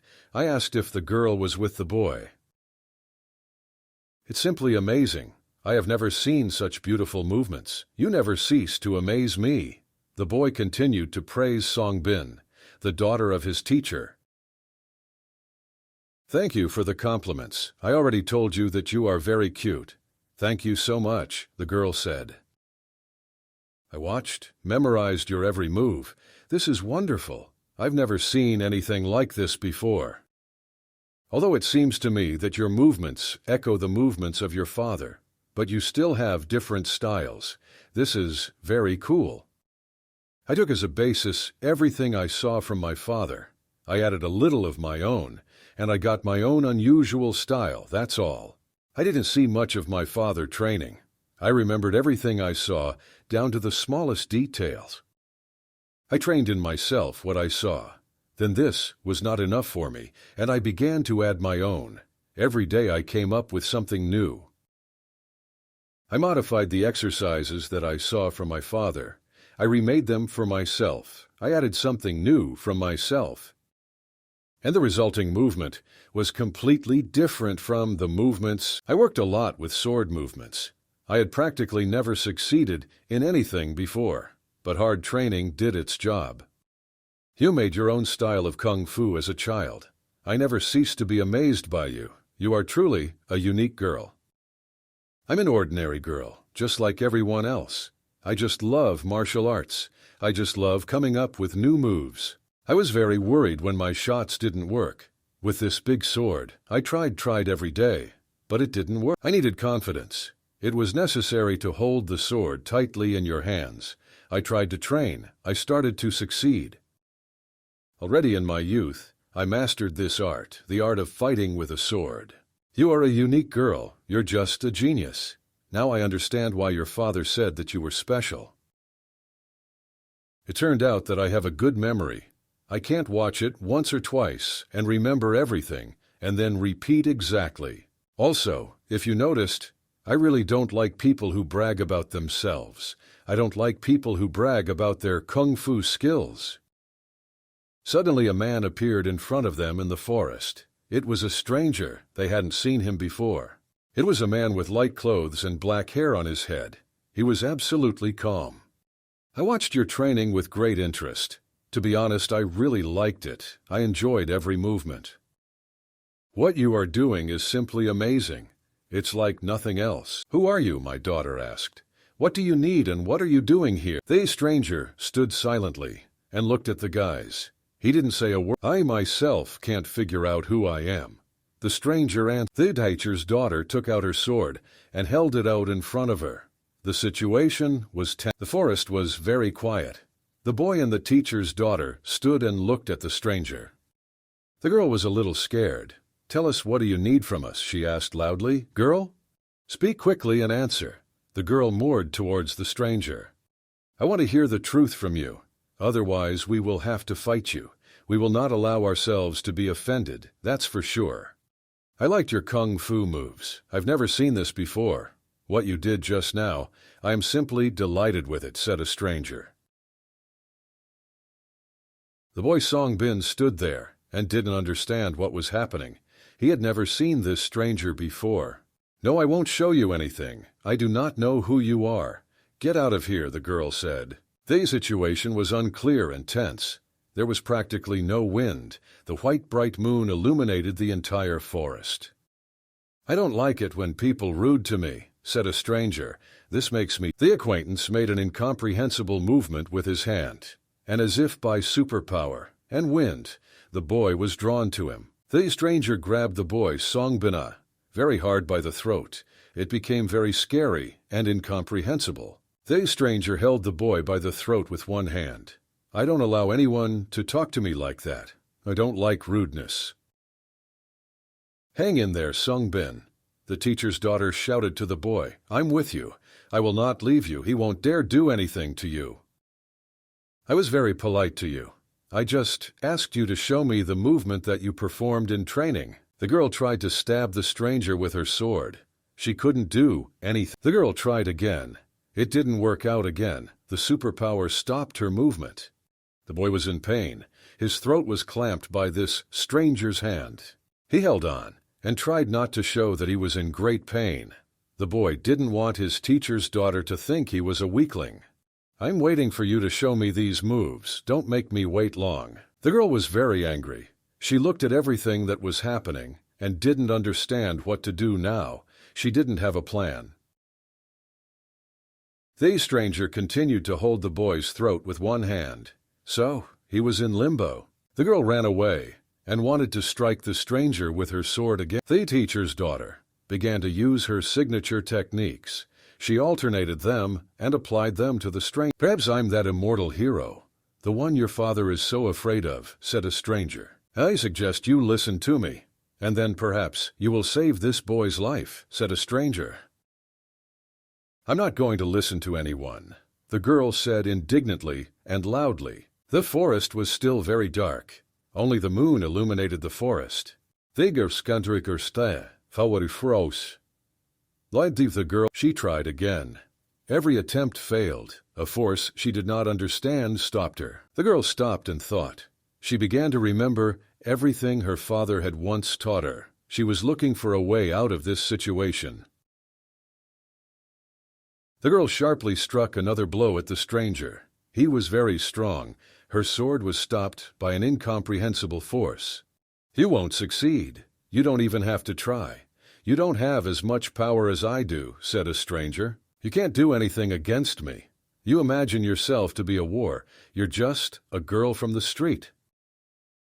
The stranger shouted very loudly in an unknown language. It was terrible, and suddenly the stranger began to glow all over. It emitted white and blue light. It was very bright. The stranger opened his mouth wide. He put 2 fingers forward and began to shout something in a language unknown to anyone. "You just have no idea how much power I have. I am the person whom this father is so afraid of. You, girl, don't have superpowers. That's why you can't resist me. Do you have no energy flow? You know a lot of great kung fu techniques. You have a unique technique, but you don't have superpowers. Bringing superpowers to life is the limit of the art of kung fu. Basically, you can't do anything yet. You know practically nothing." A stream of frantic energy emanated from the stranger. The lights illuminated the entire forest. It was very scary. The stranger constantly shouted incomprehensible words. It was like a prayer. Then it became like an ancient spell. "Shut up. I'm tired of your screaming. You breed all the animals and birds of this forest. You won't scare me," the girl said. "Only one person has the gift from above. There is only one person in this world with such power." The girl looked at this stranger very angrily. "We were ready to kill him right now." They stood in the forest and looked at each other. In the forest, everything froze. It seemed as if time had stopped. "Honestly, I'm amazed at your courage and stupidity. You're trying to beat me without having superpowers. I think this is a very stupid thing to do. Brave but stupid. Stupidity is always inherent in girls." The girl remembered and took a very interesting stance. This was her signature kung fu stance. Her eyes were filled with rage. "We were ready to tear this stranger to pieces." The girl really wanted to save the boy. She saw, "Let my friend go. If you are so smart and brave, let it go. Let's figure it out one by one." They're getting acquainted with continued to hold the boy, Songbin, hanging by the "Looks like you're too expensive." The stranger looked at the boy and said "If this boy is so dear to you, then I can manipulate. This means you become even weaker than you were before. This turns out to be easier than I thought." The stranger began to wring the boy's hands. It seemed like he just wanted to tear her away from him. The boy Songbin screamed in pain. It really was very painful. Cries for help echoed throughout the forest. "See how helpless you are. I can do whatever I want. You can't stop me," said a "No, not this." The girl screamed loudly. She ran and with all her might jumped on the stranger. The stranger let go of his hand and threw the boy to the side. He threw with very great force. The boy Songbin fell and screamed in pain and fear. The durst grow. The concert girl continued to attack illegally with her Songbin boy was still flying in the direction the stranger had pushed him toward. A fight broke out between the girl and the stranger. She began to strike with her sword. Then the girl jumped up and caught the boy Songbin with her hands. She grabbed him very tightly. It seemed that in yours they were flying into some kind of abyss. This was really scary. "Songbin, my friend, are you okay?" The girl screamed loudly. She was very scared. The boy lay on the ground and did not move. I showed that he wasn't even breathing. She thought he was dead. I am completely fine, the boy said, barely audible. Don't worry, I'm really good. You helped me. Were you ready to lose your life for this boy? Strange. I didn't understand this at all, said a stranger. The boy and girl sat on the ground and looked at the stranger. They were scared. Fear and uncertainty overwhelmed them. Judging by what I saw here, you are the weakest warrior. Believe me, you have not found an opponent equal to your status. You chose us, a boy who doesn't know how to fight and a girl. Yes, you are a vile coward. You are not worthy to be called a warrior, the boy screamed loudly. The boy continued to be indignant. I remember shouting loudly at a stranger. He held his shoulder because it hurt a lot. So it turns out to be a very brave boy. You almost died. I practically killed you. A man's footsteps were heard in the forest. The footsteps were getting closer. Don't worry about me. Everything is fine, the boy said. Yes, I see, the girl answered. The boy and the stranger turned to the side. The footsteps were getting closer. In front of them, they saw the teacher. What's going on here? You will be held accountable for everything you did here. This is what I promise you, great master of Kung Fu. Teacher, have you come? The boy was happy. Father, be careful. His daughter screamed. I already thought you wouldn't come. You're making yourself wait too long. It's obvious you're getting old, said a stranger. I planned to meet you on the high holy mountain. Why are you here? I do not understand. I changed my mind. I decided to have fun in this forest. Trust me, it was fun. The main thing is that I did not change my mind about our mortal duel. I hope you too. I reminded you, what if you forgot? Then I proposed to fight right here. First, I will take revenge on you for my children, whom you offended today. Take your time, old man. Perhaps we will meet you on the holy mountain. I haven't decided yet where I want to deal with you. Now I'll teach you a lesson. This will be a lesson in good manners. Only real warriors know how to behave, but this is not about you.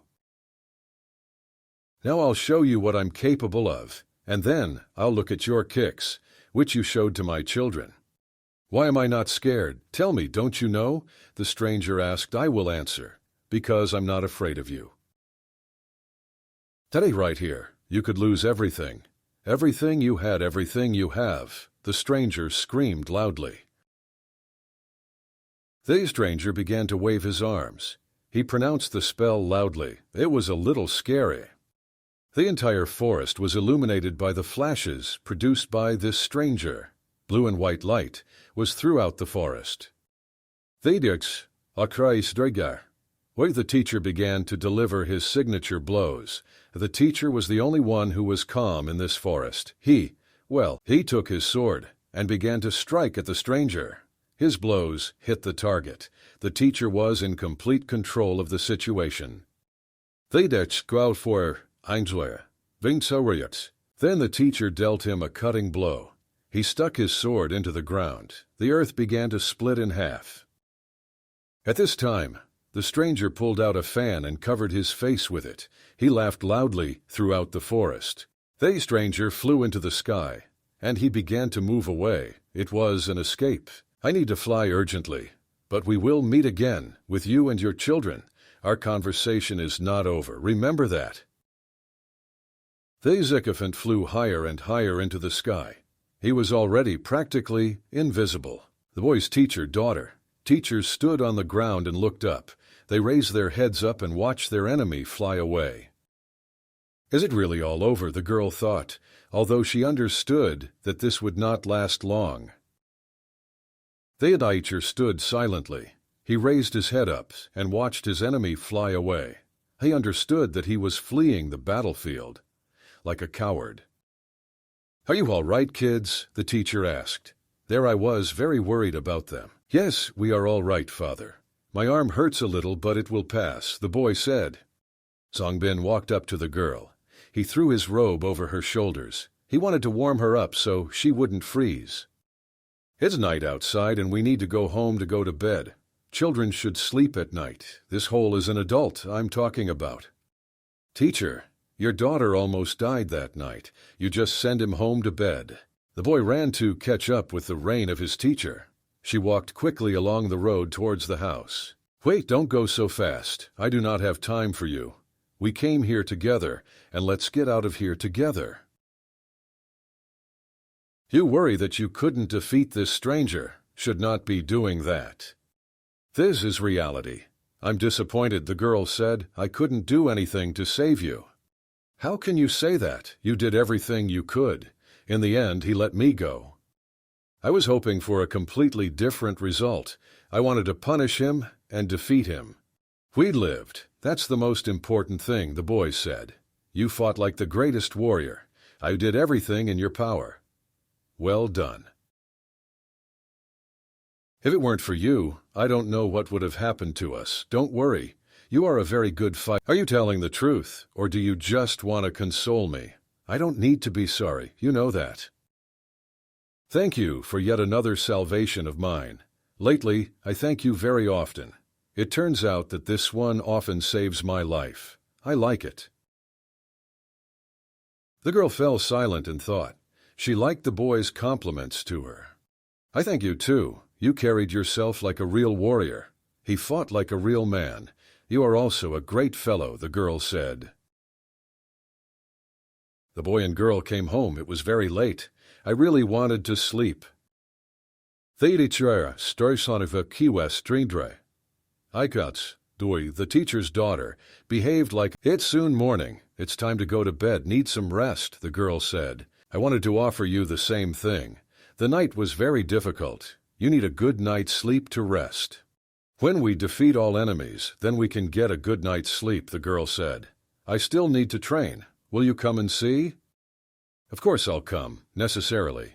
I will take the events, a notebook, and write down everything I see," the boy said. The girls really liked his words. I liked that they became friends. Sunbin walked down the corridor towards his room. He walked quickly to get into bed faster. He walked and remembered the girl's words. He was fascinated by her. He really liked her. The boy sat down on the bed and thought. So much happened that night. It was just terrible. It was a hard night. I urgently need to go to bed and sleep. You need to rest properly in order to be vigorous tomorrow. But the boy remembered that his teacher had not yet returned home. This alarmed him. Boy Songbin got up from their beds, left the room, and went to look for their teacher. The big luminous moon was all over the sky. The boy had never seen such a moon before. In the yard near the house, he saw a teacher standing on the road. His gaze was directed towards the mountains. The teacher stood looking at the mountain where he was supposed to meet. The teacher heard footsteps next to him. His student approached him. "Teacher, what are you doing here?" the boy asked. "Are you okay or not? Let's go home to rest." "Don't worry, I'm fine. Thank you for your concern. You are a true friend. I suggest you go home and talk to your daughter. You must calm her down. Today was her turning point. I think you should go talk to her. Ask how she's doing. Ask what she is thinking about. What are you worried about? You are with her all the time. You're in good hands. I'm sure she's doing well. She is a very strong girl. She had to go through a lot since childhood. She learned a lot on her own," the teacher said. "I'm thinking about sending her back home, to school. I think she will be fine there and safe." "I think this is a bad idea. She, on the contrary, wants to be near you always. She is jealous of me, that I am always with you. She always asks me about you. You are her father. It's obvious that you love her. It's just that you haven't seen each other for a long time. You are not used to each other. So what about you? You, my boy, do you want to go home to school? Answer this simple question. It's out of the question. You know that you and I are like yin and yang. We need each other. I will write a book about you. Your enemies have decided to fight you on the holy mountain. As I understand it, this is why we came here, after the boy. Yes, we came here for this. Who knows? I don't like running from. This means that my departure home does not solve anything. Next to you, I feel safe, the boy said. You are a good friend, the teacher replied. Machi was simply beaming with happiness. He was very pleased with these words. The next day came. The weather was wonderful outside. Our heroes all set off together on the cart. The teacher sat in front and controlled the horses. His daughter and the boy and Song Bin sat in the back. The road was too bad. There were a lot of holes. The road itself consisted of nothing but stones.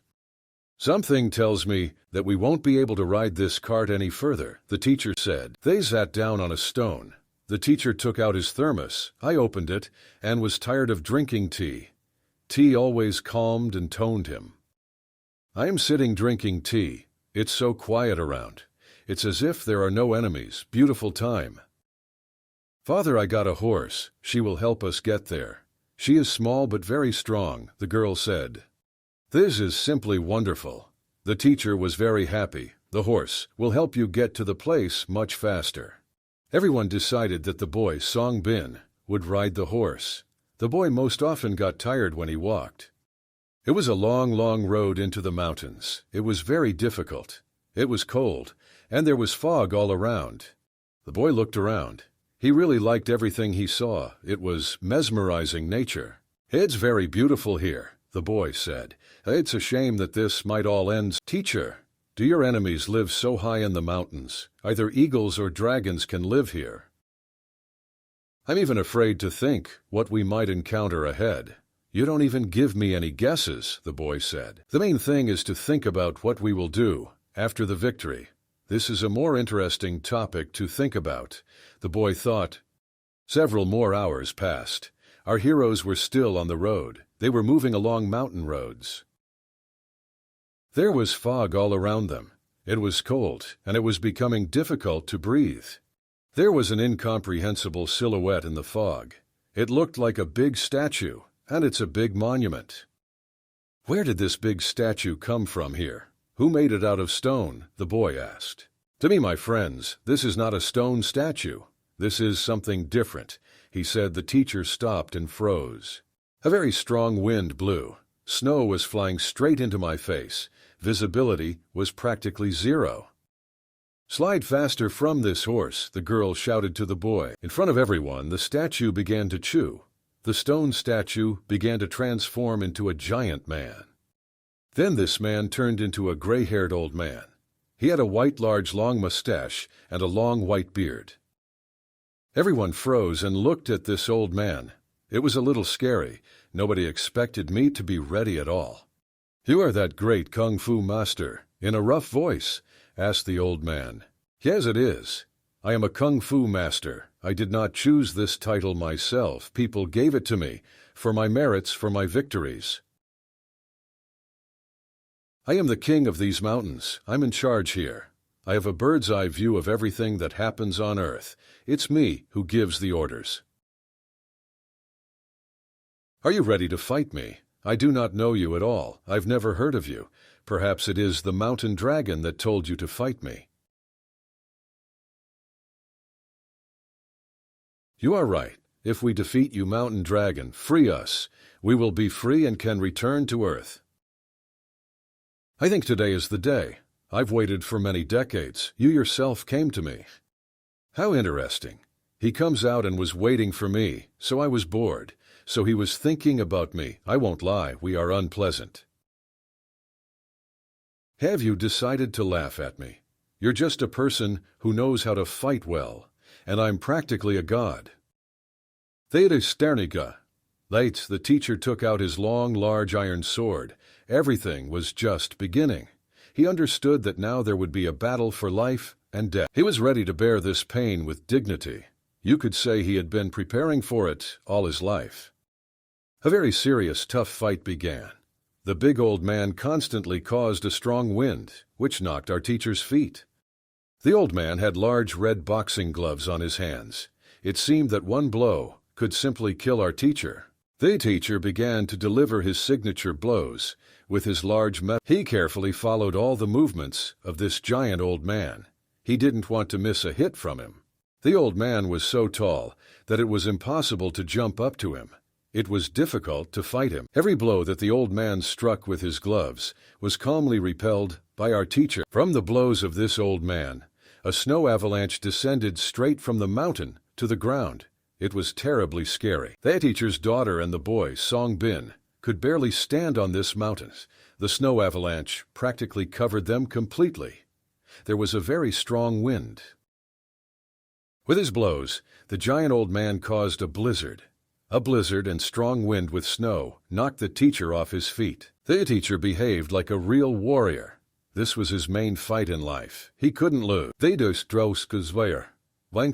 The teacher struck a very hard and strong blow with his sword, right over the hand. The giant old man dodged this blow. The teacher began to strike more and more blows, one after another. The teacher was focused on this fight. He was in complete control of the situation.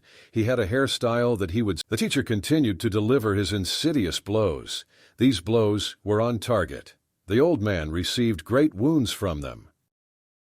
But victory was still too far away. The old man had so much strength that no other person on earth had. The teacher put all his strength into the blows. He constantly... Is this all you are capable of? The giant old man asked the teacher. I thought you were much stronger and much taller. At that moment, the teacher jumped very high and kicked the giant old man in the chest with all his might. He added blow after blow to knock this giant old man off his feet. Suddenly the giant old man began to fall. The teacher managed to knock him down. It seemed that the enemy was defeated. Victory is near. The giant old man's legs began to tangle and stagger. It was clear that there was no strength in my legs. Old man, very tired. He lowered his hands down and no longer had the strength to raise them to fight further. The teacher turned to see how his daughter and his student were doing. In this snowstorm, nothing was visible. At that moment, the giant old man decided to knock the teacher down. He accelerated with all his might and jumped on the teacher. The teacher quickly turned around and grabbed his sword. He immediately began to fight off the giant old man. The teacher continued to strike him with his blows. The battle continued again. This went on for several hours. Nobody wanted to give up. Nobody wanted to lose. Everyone just needed a victory. The old man tried to grab our teacher with his big red gloves. It turned out to be not so simple. The teacher fought off each such grab with his glove with his sword. The blows were so... This struggle took a very long time. She was not on life or death terms. There's only one fly left alive. The teacher raised his large sword high above his head. He swung as hard as he could. The teacher jumped up and hit the giant old man's body with all his might. This was probably our teacher's strength. The big giant old man began to split into two halves. The fire came out of his chest. It looked like lava erupting from a volcano. His eyes were white. The mustache stuck out in different directions. The whole body was burning inside. It burned with a bright flame. The historian, no. The giant old man did not expect such an outcome of events. From the first minutes of the battle, he was confident of his victory. Out of pain and disappointment, the giant old man raised his head up and began to scream loudly. It was just a cry of despair, the cry of the loser. The old man gathered all his remaining strength into a fist and once again tried to attack the teacher. The teacher controlled this fight. His sword was ready to deal another killing blow to this mischievous old man. The teacher jumped as high as possible and began to deliver blow after blow into the body of this harmful big giant old... The heart began to stop. It was red. A terrible sight. The big giant hand of this old man flew to the side. The teacher managed to cut her off. Victory was very close. The giant old man knelt down and bowed his head. He understood that confrontation was futile. He understood that he was losing.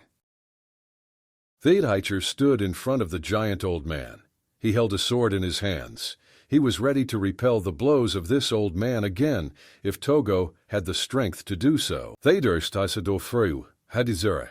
children were lying in the snow.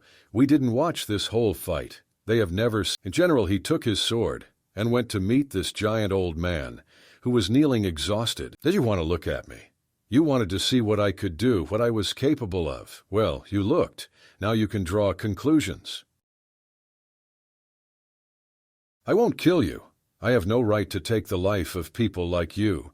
You are so completely punished. They are always for good. The teacher turned away from the old man. The fallen table was on its knees, bleeding. I didn't have the strength to move. He didn't have the strength to speak. It seems to me that everything is clear with him. He's just gigantic in size. As for fighting qualities, he's also so-so, the teacher said. Theodish trace, accuradre.